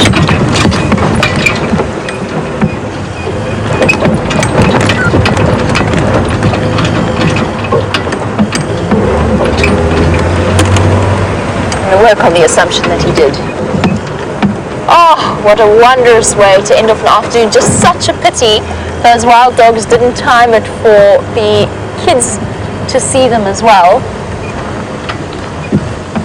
Hello. Oh, so you emerge, do you?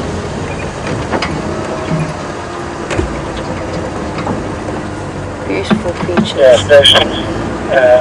We've got reserving the males.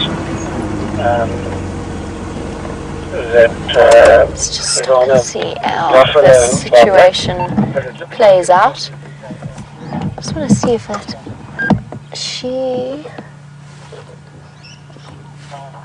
just trying to work out who we've got here and what's happening. There are two adults lying off close to the dam wall, and then the young female that joined them, and then there's two more there. It would be wonderful if we could get a handle as to which wild dog pack this happens to be. The female's just lying down. So those of you, if you could send through your screenshots, preferably of the left-hand side of the wild dogs, then we'll be able to triple check which pack it is that we are looking at.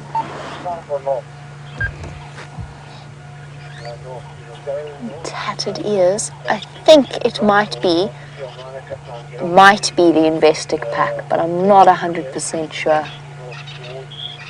And this female, as she was standing, to me, looked like she might actually be pregnant. Which makes sense. For wild dogs, they have a very set breeding time. That is around about now. In the next few months, they're going to be denning and keeping their pups there. I'm going to change our angle a little bit just so I can see the two that are lying down a bit further on the other side of the dam wall. That squirrel is absolutely furious. Chirping away angrily. And I do think it might actually be alarm calling at the wild dogs. Not that they present much of a threat to him.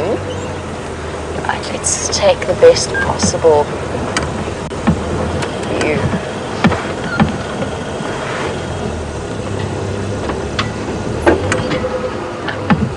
I thought I saw two down there. It only appears to be one. There was one other option that I considered before I saw the female. That was that it was an investic dispersal pack, which is made up of about 5 males, originally from the investic pack itself. But as far as I know, that dispersal pack was a male dispersal pack. So with wild dogs, when the pack gets a little bit too large,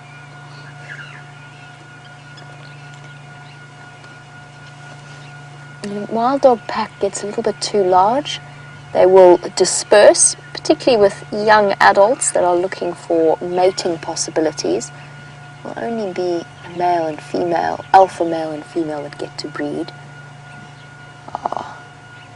Moments like this where you can really just see, I'll get back to what I was saying in a moment, but you can really see why their other name is the painted wolf or the painted dog. Look like an artist, a modern artist's canvas. You'd be surprised how well that coloration really works as camouflage. But yes, all I was going to say just in terms of identifying them as you're getting your screenshots of these beautiful creatures, I'm just going to say that dispersal packs in wild dog tend to be single sex only. So males will disperse away together and females will disperse away together.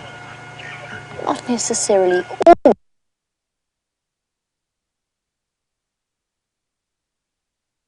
Two as I drove up, so there must be another one on the other side of the mound, just where we can't see it. So we've got 1, 2, 3, 4, 5 at least. I wonder who we have here. Those of you out there, I'm sure, are furiously researching into your old screenshots of the sands in the investic pack. Just bear in mind, of course, that being wild dogs, it could be a completely unexpected pack. For the moment, these dogs are nice and still, provided us with an opportunity to catch up with them before they disappear off. Since they are relatively flat and peaceful, let's jump on the back with James and have a look at a mating pair of grasshoppers. Right, so those dogs might be still, everybody, but they are certainly not as active as these grasshoppers are. I bet you can hardly see them. There are 2 grasshoppers here, caught in the throes of passion. There, a very large one in the front, and behind, a much smaller one. Now these are obviously the same species. If I'd seen them together, you know, apart from what they're doing now, I would have said that they're completely different. But very clearly they are not. And I don't know if you can see properly here, but that is the back end of both of them. There's the front end of the large one there, we got some movement now, and that is the front end of the smaller one. I have no idea which is male and which is female. I suspect quite strongly that the little one is the male, and the female is the larger, more cryptically coloured one, and you can see what an unbelievably brilliant camouflage they have. Isn't that unbelievable? So she'll now go and lay eggs somewhere around here, I suspect, and they'll hatch into miniature versions of the adults. So grasshoppers don't go through what we call a hollow metabolic life cycle, they go through a hemi-metabolic life cycle, which means that they don't go through a larval stage like a caterpillar and a butterfly do. They go through what we call sort of various instar stages where the youngsters, rather like us, resemble the adults. Isn't that amazing? Alright, we're going to leave you here and let's head back to the dogs.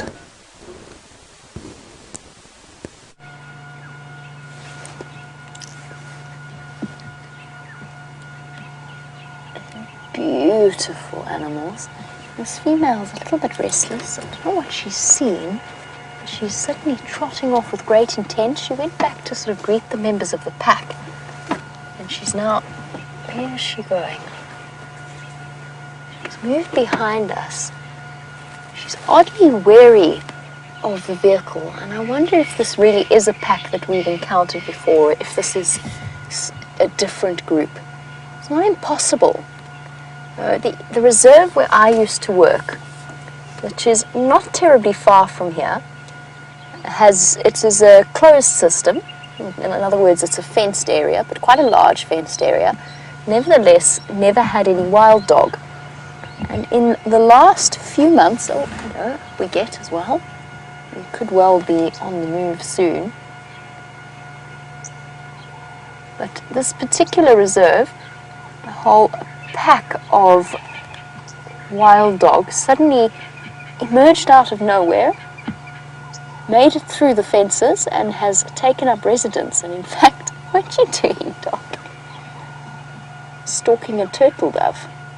I don't think that's going to work out too well for you, no matter how fast you are.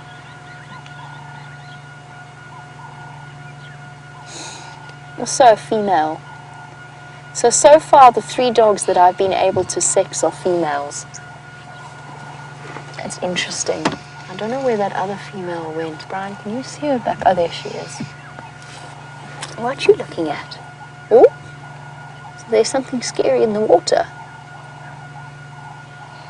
I love that curious head bob that wild dog do, assessing a situation.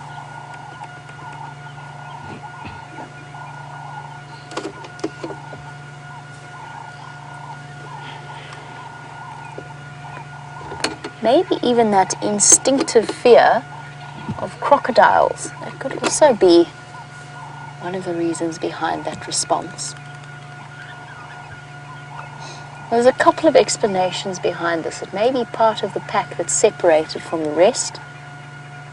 Possibly the pups versus the adults, as does regularly happen. But it could also be a dispersal pack. If they are all female, it does increase the likelihood.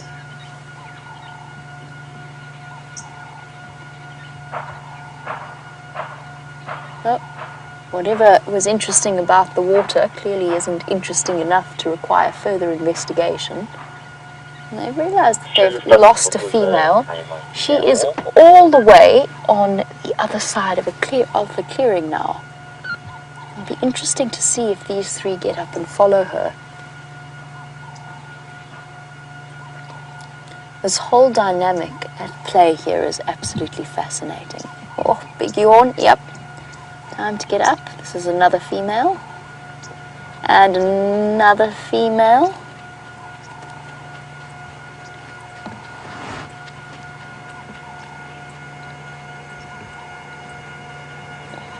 Here we go.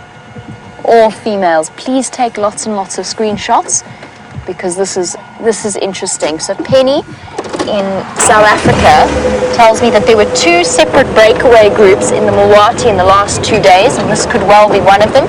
I think it is. I think this is a breakaway pack.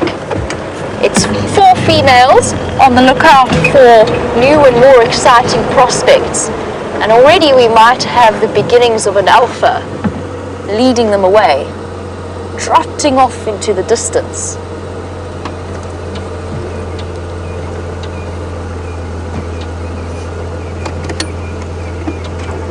Stay with them. You know how easy it is to lose wild dogs. Stations Madach now look like they're going to get mobile west towards quarantine. Or not. What an interesting dynamic.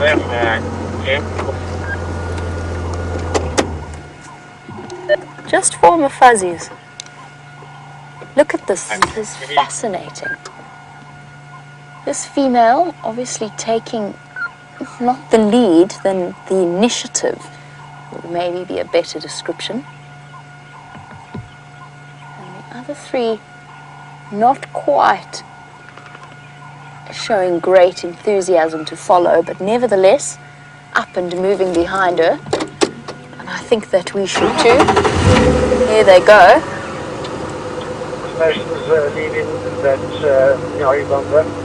This is incredible. Penny, thank you so much for that information, because you have definitely allayed my concerns as to what might be happening here. I think you are absolutely right. This is a dispersal pack. Look at those white tails. And as they trot up towards quarantine, we're going to have to follow, just so we don't run the risk of losing them if they spot something interesting. Leopold would like to know if wild dogs chase wild cats.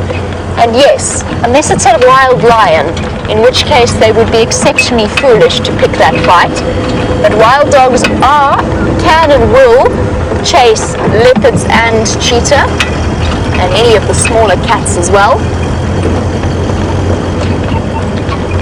Unusual for it, it's usually because they have the advantage of numbers rather than it being a solitary one-on-one thing. So one wild dog would be no match for a leopard, but a pack of wild dogs would most definitely be, and they have been known. For example, Kunuma got chased up the tree by wild dogs a couple of months ago.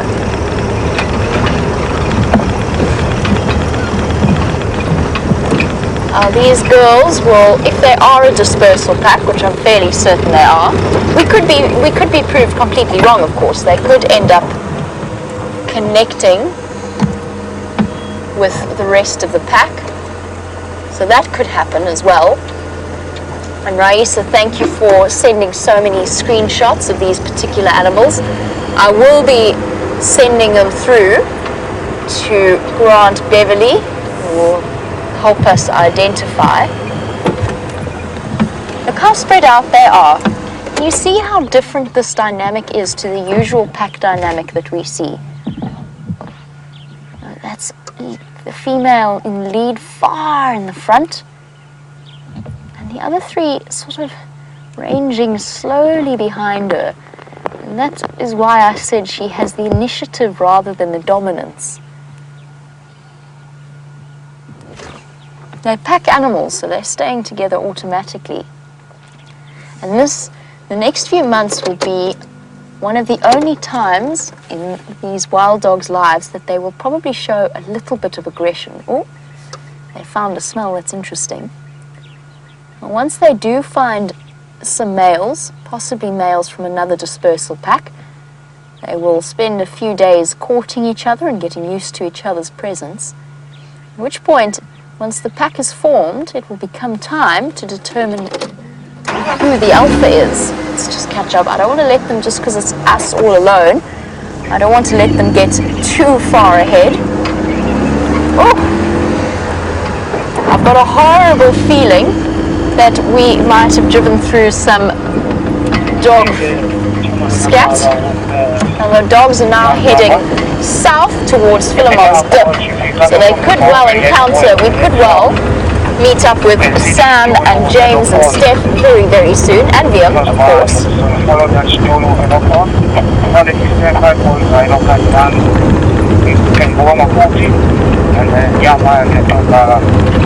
And once they do get to the point where they have formed a new pack and it's time to establish alpha, time to establish the alphas, this is where they show a little bit of aggression.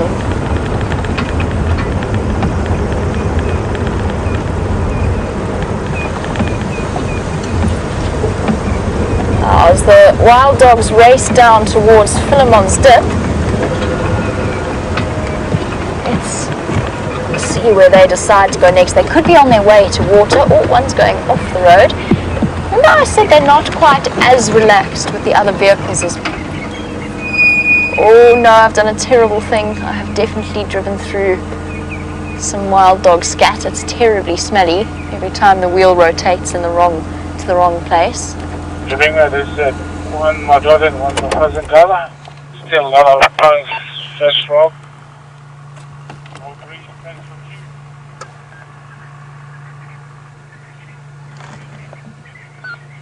We seem to be settling down once again. See how split up they are. Now in a proper pack dynamic that is well formed, it is usually the case that they pretty much lie on top of each other.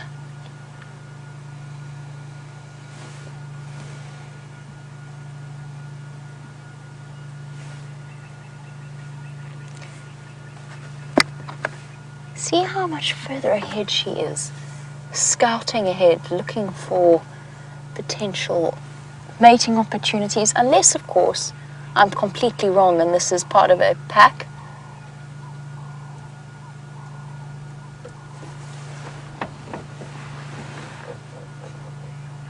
Trotting down towards James, who has just caught up with him. Let's jump on with him. Linking. Well, everybody, what a little stroke of luck this is. We've been picked up in a vehicle by Sam, and we were driving up the road. The camera's still rolling, and look, we're just the opposite side of the road from Jamie. She's coming towards us on the road with these dogs. My favorite animal.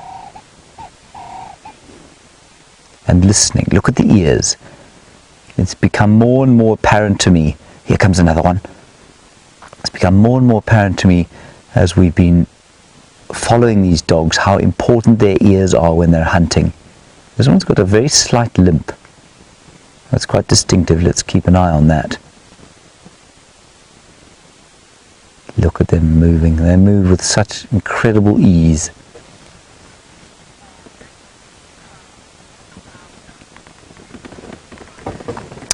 Well, now here's a very nice question from Audrey.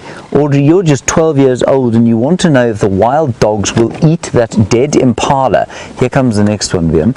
Audrey, it's actually not far from here. It's probably only about, I'd say 100 yards or so from where we are now. But we read in the books, Audrey, that wild dogs don't eat dead flesh, or at least rotting flesh. They prefer to have fresh meat, and so I'd say it's unlikely. But Audrey, as many people will tell you, wild dogs and many of the animals out here don't read textbooks, and so although the books say they won't eat that impala, maybe they will. I think it's unlikely, but it is possible. You can see them listening. Can you see them listening? Ears flicking from side to side and smelling as well. So we're just going to keep still while we've got this one in view. There's no real need for us to move. See the white tail tip? Just about all the dogs have white tail tips. About 1% of them have got a black tail tip. And I remember a very special dog, the alpha male of the first pack of dogs I ever knew.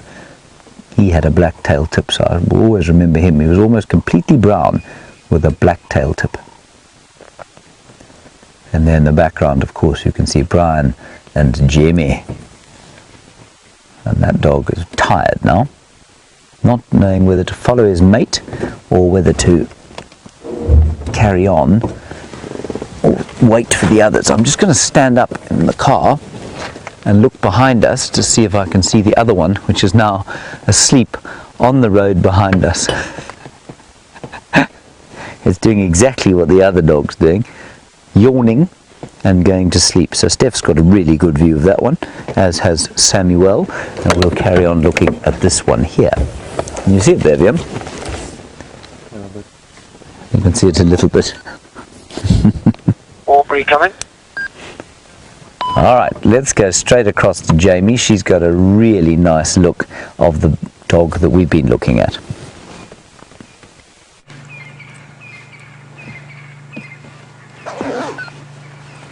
Wild dogs are on the move into the middle of this incredibly dense block. If they... never mind. I was about to say if they continue to move like that, we are not going to be following them without running the risk of severe damage to the vehicle. You can see how thick it is in there, and it's not just how dense it is as we keep an eye on where these dogs are. It's not just how thick the vegetation is, it's also the thickness of the trees themselves that would damage the car. I'm just going to try and go in a little bit to get you a better view of her.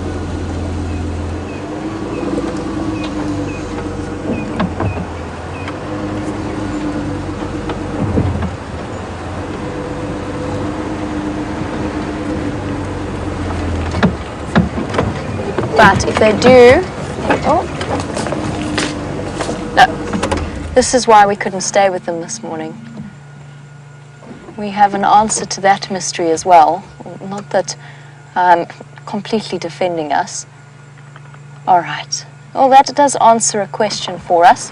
They are not nearly as relaxed as the other wild dogs that we have seen in this area before.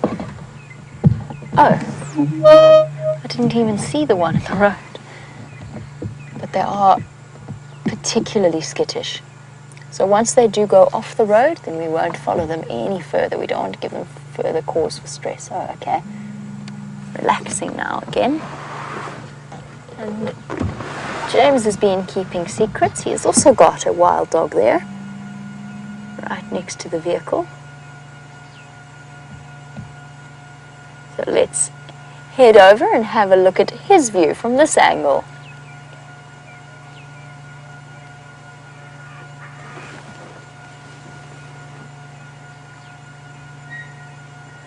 Never mind, there appears to have been a slight accident with the camera. Goodness me. I hope all is okay on that vehicle. Oh well, we've got a lovely view of her nevertheless. She's the female that I thought looked slightly pregnant. Not slightly, you can't really be slightly pregnant, you're either pregnant or you're not. She's a female that I thought she looked pregnant, but I'm not 100% sure anymore. She definitely looks like she's got a rounder belly than the others, but it would be unheard of, I would say, for a pregnant female to disperse, unless maybe she could be one of the subordinates who's decided to move off. So Cecilia, you were wondering if one of them was pregnant. She does look a little rounder than the others, but it would, as I said, very unusual for a pregnant wild dog to disperse from the protection of the pack. The only way that I could see it making any kind of sense would be if the wild dogs, if she was a very low-ranking female, a very subordinate female, with very little chance of her pups surviving. Generally, it is only the alpha female that breeds as she disappears somewhere into this thick bush. It's only the alpha female that breeds. It does happen every now and again that a sort of lower-ranking female might have pups, and those pups do every now and again survive, but about 80% of wild dog pups come from the alpha female. I think that's the sort of the last of the view that we have. The one is still lying down there.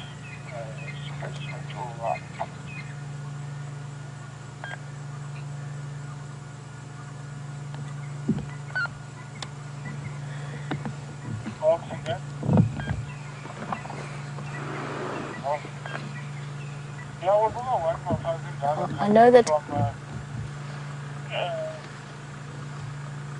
western side of Cheetah Pipeline, just south of Central there.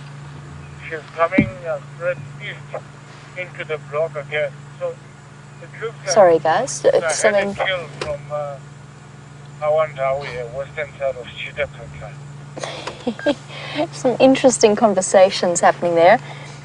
Taxon's just called in that he found an Nkuhuma lioness crossing into Torchwood, but he thinks that they've come off a kill around Central Road, so exactly where we were tracking, exactly where we left and turned around and went towards the wild dogs.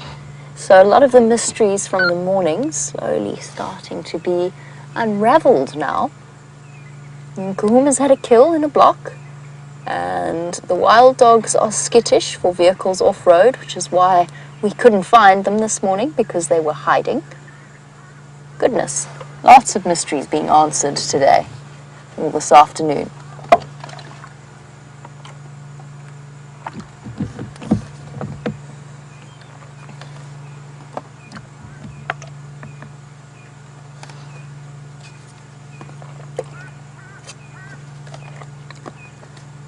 So, Judy H., you were saying if this is a dispersal pack, does this mean that...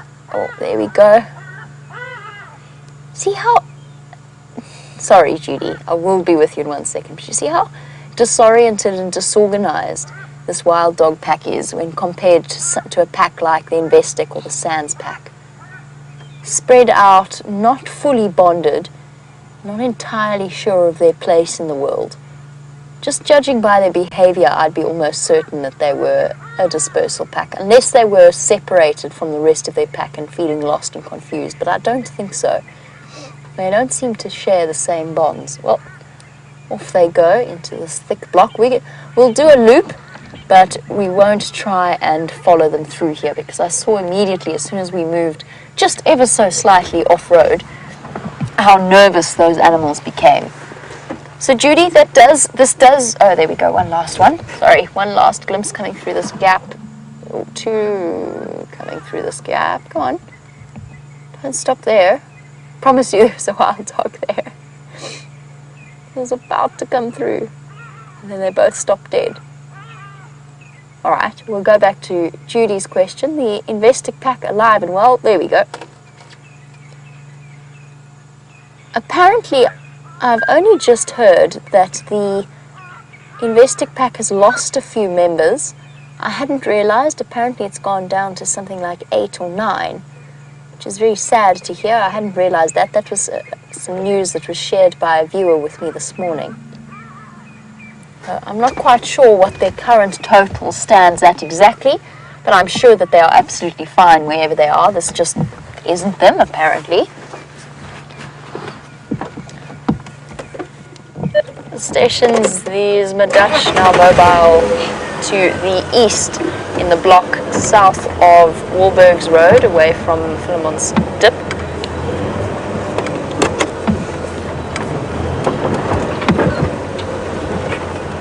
I think let's go the other way around. It might actually be a bit easier. Standing by 3/4 of the way to the east on Inware Alley. Copy. They did have sort of a southeasterly direction to the way that they were moving when they went through the block. So they might pop out there. I'm going to go to along Wahlberg's and Twin Dams. Okay.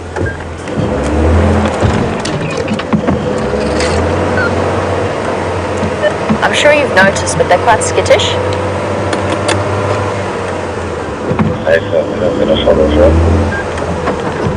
So James and I are just having a quick discussion about our plan of attack, or at least the plan of following the wild dogs. Now he's going to stand by on the road to the south of where they just disappeared. I'm going to go all the way around the other way and just see if they don't pop out there. Either way, I think that we've been incredibly lucky this afternoon to have enjoyed a sighting like that, so unexpected. And I'm really, really glad that we managed to get to the dam in time. And now we just have to unravel the secrets as to where these wild dog came from. Now, dispersal packs can cover tremendous amounts of ground. They could have come anywhere from Bululi to from northern Kruger, anywhere in those sorts of areas. Although it sounds like it's more like in the Mulwati concession from what Penny shared with us.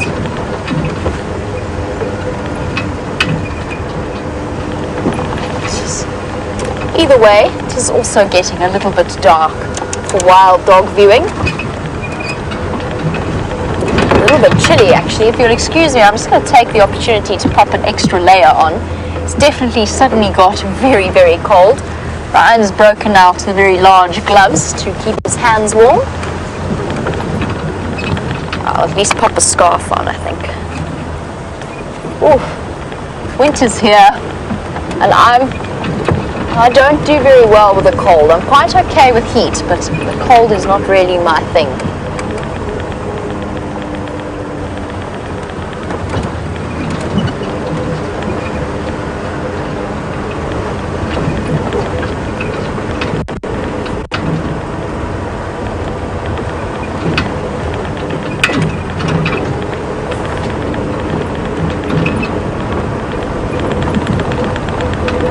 off in search of these wild dog who will themselves be looking for a place to settle down for the evening.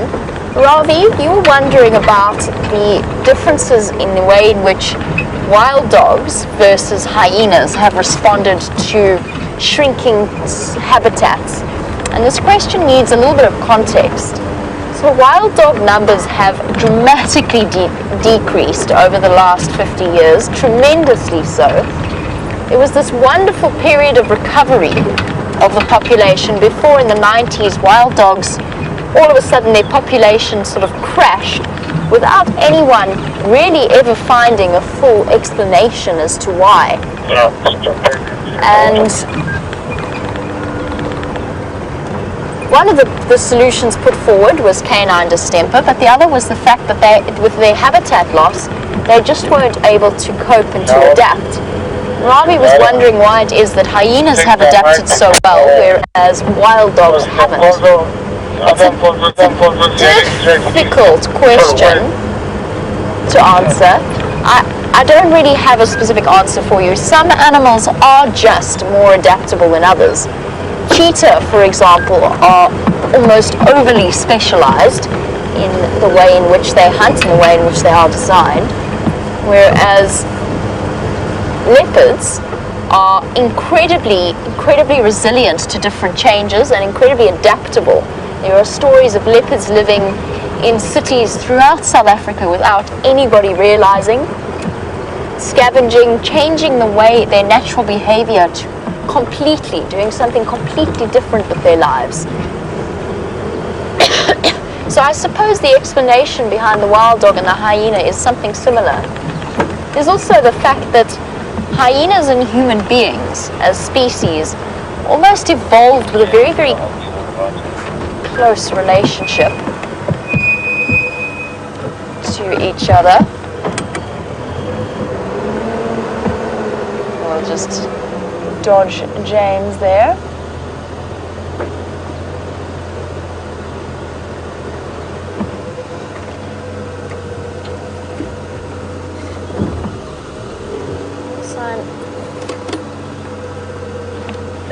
James, just confirm you haven't got visual.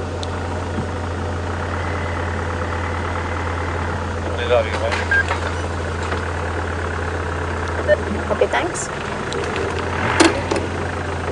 James giving us a little bit of extra room. Let's make sure we check well. He says he's not 100% sure if they've crossed or not, so they could well be on the other side for all we know.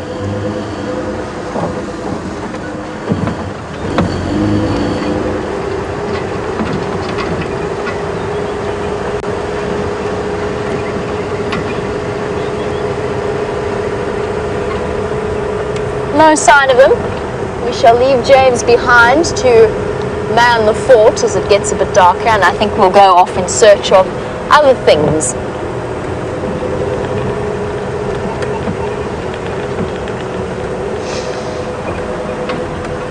Oh dear. And as we drive along, accompanied by the smell of somewhat fetid feces that has attached itself to the rim of my tire, I have a question about whether or not wild dogs will eat dung like other dogs. Now, wild dogs are awesome animals. They can be so entertaining to watch. Essentially what they will do when they get up to some dung is, yes, they will eat a little bit of it, they will sniff it, and they will roll in it. And particularly buffalo dung. Fresh buffalo dung seems to hold an extraordinary appeal for the average wild dog. They run straight up to it and they go barreling and rolling into it.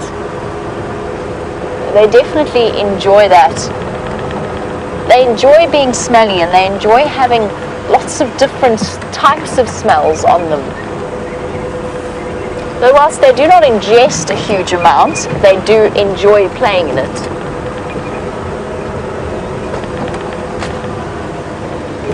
And Annabella, who is one of our 6-year-old viewers, you want to know, are the dogs afraid of the lions? And yes, the dogs are very, very afraid of lions.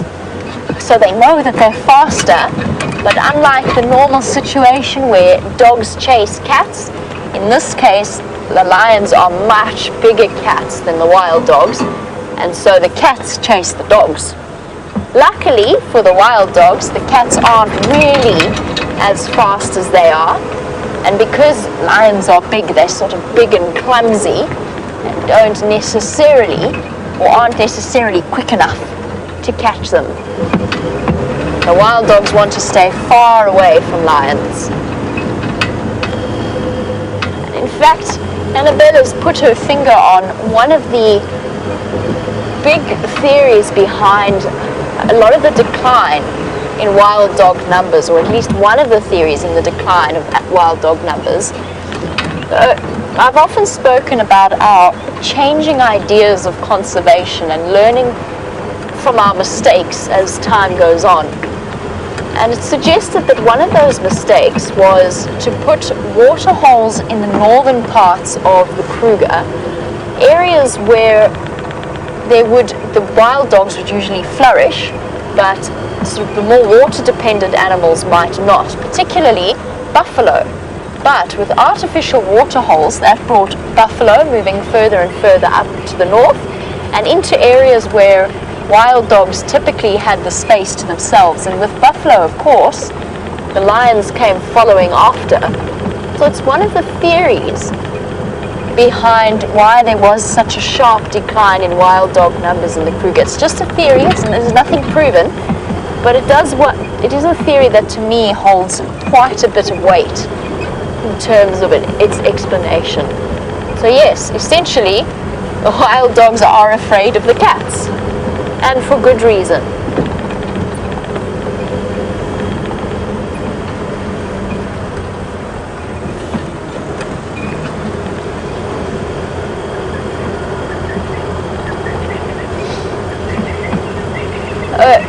Ginny, it sort of goes back to Ravi's question about spotted hyena.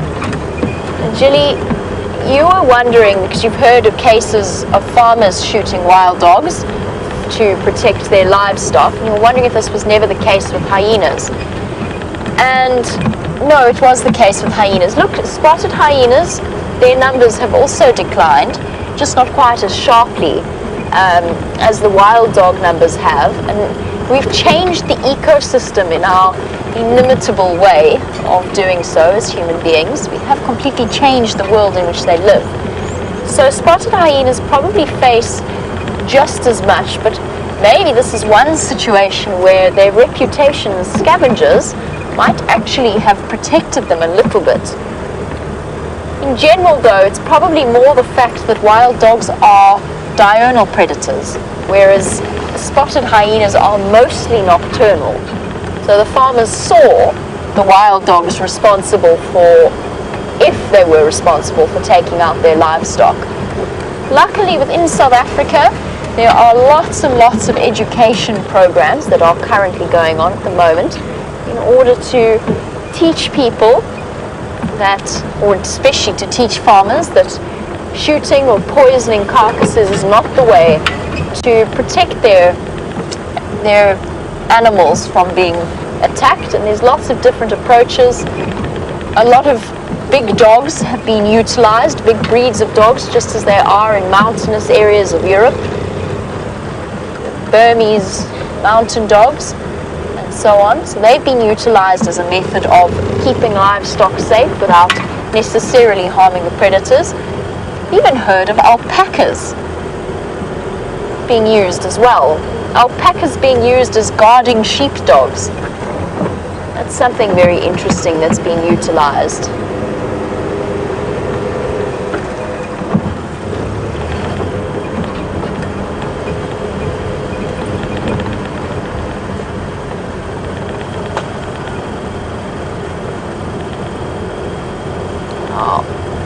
Back to our secret identity of the wild dog pack.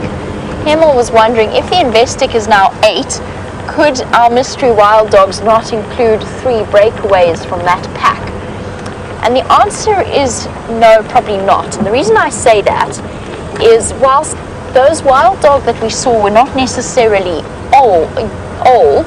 They were not young either. I'm not sure if you noticed how there were nicks and scratches in the ears themselves. Their teeth were a little bit not quite puppy fresh. So those were not pups from the Investec pack. And the Investec pack only consisted of one female and two adults, one female and two adult males. Bearing in mind, of course, that they'd already had a pack disperse away from them earlier last year. So it would be unlikely that a pack of two males and an adult female would split up even further or away from the pups themselves. The pups still a little bit too young, although they would be classified as adults now. They're still a little bit too young to be hunting on their own, or at least living on their own. They will stick around at least for another year, if not longer. So Himmel, unlikely, but again, stranger things have happened.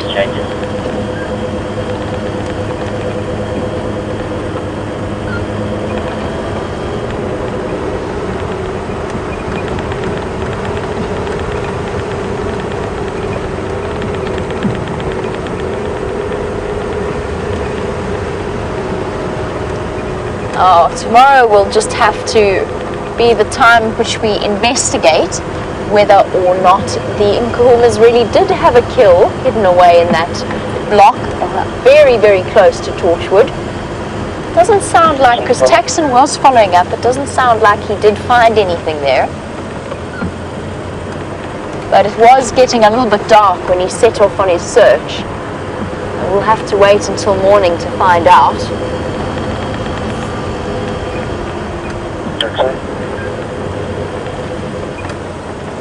Sorry, just listening to the game drive comms.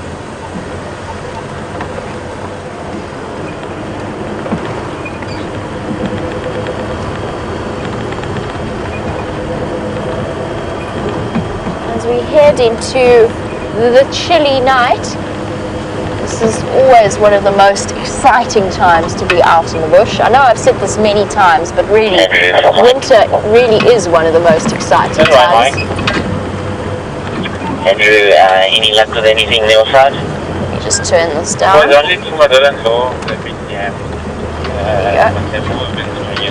Only this morning we had that wonderful female leopard flush a civet.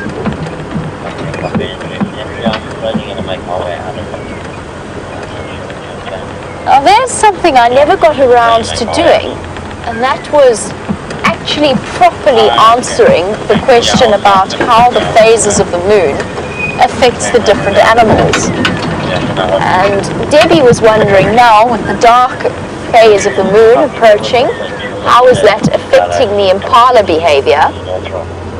And Debbie, the answer is it's a difficult one. I thought that was a civet, I got very excited. It's a difficult question because usually on these dark nights, let's stop here for a moment, because that really truly is quite a spectacular scene. Just communicate with them, yeah, see where they are, but yeah, if you want to do that, it's fine. Let's just listen for a moment, because there's also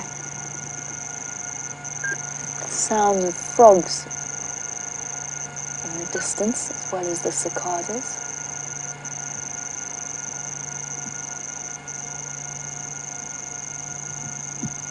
And a black-bellied bustard calling far away.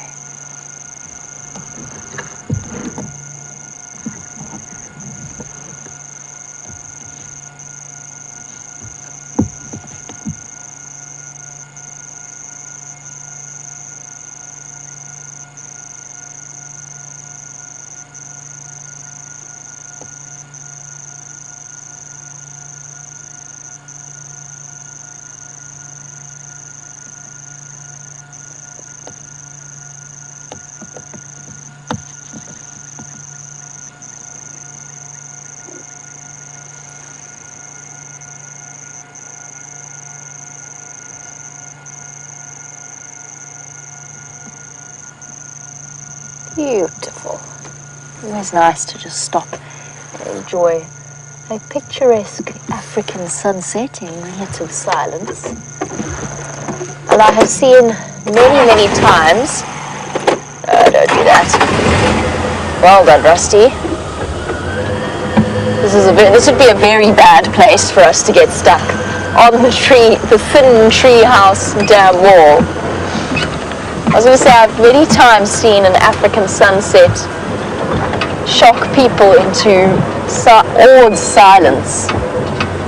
But back to Debbie's question about the impala. Hold on a second. I think I'm about to lose my microphone. It wants to disappear, so we might have to look at the sunset again briefly.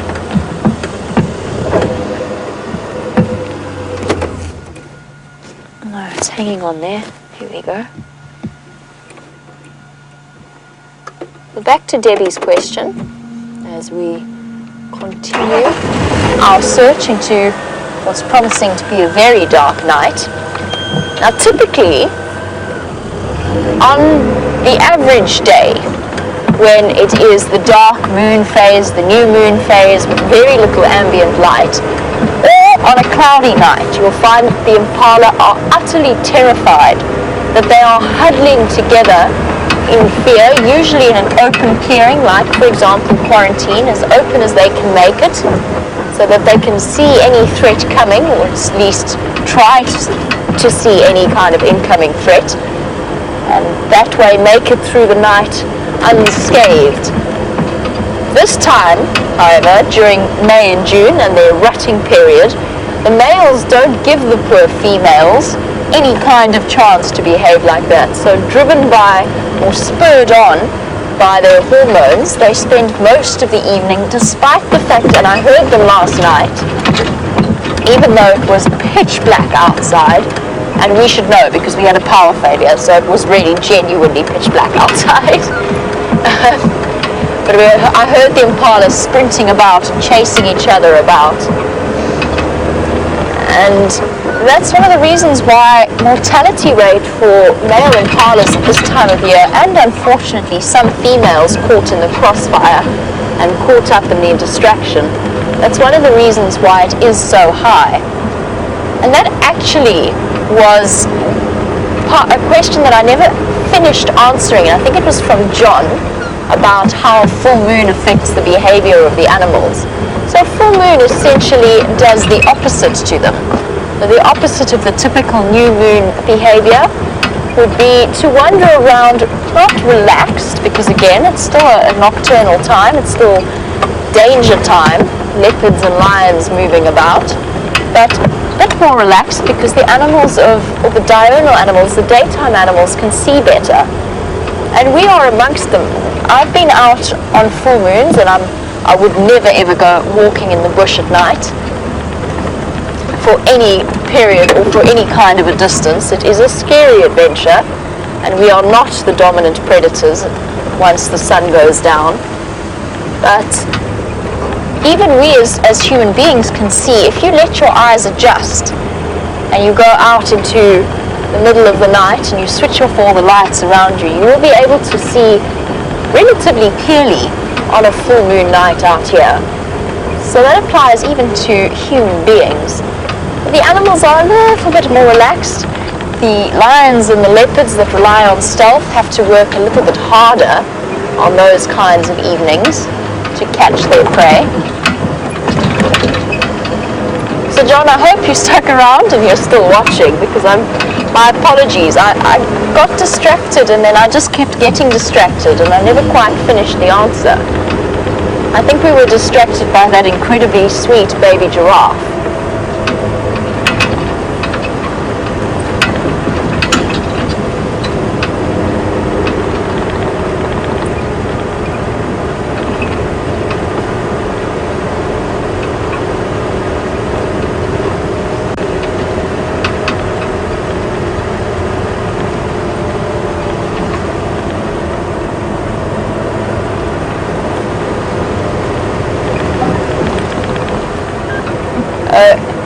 Gracie, who is one of our 8-year-old viewers, is telling me, because we saw Now, a little bit earlier on in the show, we nearly had a really nice sighting with some monkeys, but unfortunately they managed to escape our camera. But Gracie tells me that James is a little bit like a monkey, and that she didn't want to hurt his feelings, but that he said it was okay to say that he was a little bit hairy, kind of like a monkey. Well, Gracie, I knew that James liked to climb trees, but the thing is, I don't really often get to watch James. You're very lucky, because when James is out in the show, I'm either presenting or I'm helping to track. So it's not often that I get to watch James, so I haven't seen him climb trees nearly as often as you have. So I'll have to tell you though, Gracie, that James has been known to climb the tree in the middle of the camp in order to find cell phone signal, mobile phone signal, because it's not always that good in camp. I've seen him climb all the way up to the top of the tree outside the kitchen to get phone signal, and then he sits up there and he has a phone call up the tree. So I have occasionally seen James climbing trees.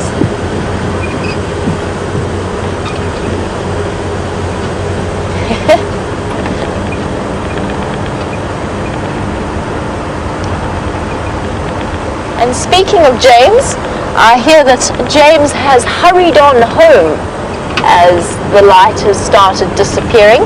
So in case you are all wondering where he has gone, he's disappeared off back to the warmth and comfort of camp.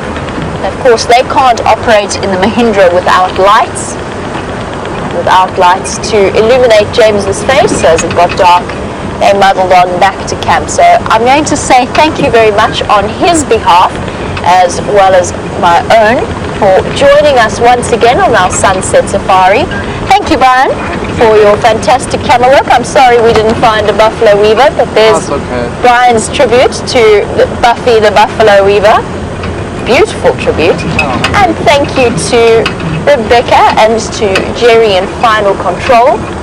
Most importantly, thank you to all of you for joining us, for your sharing your questions and comments. Have a wonderful day, and we'll catch you for the Sunrise Safari. Bye-bye.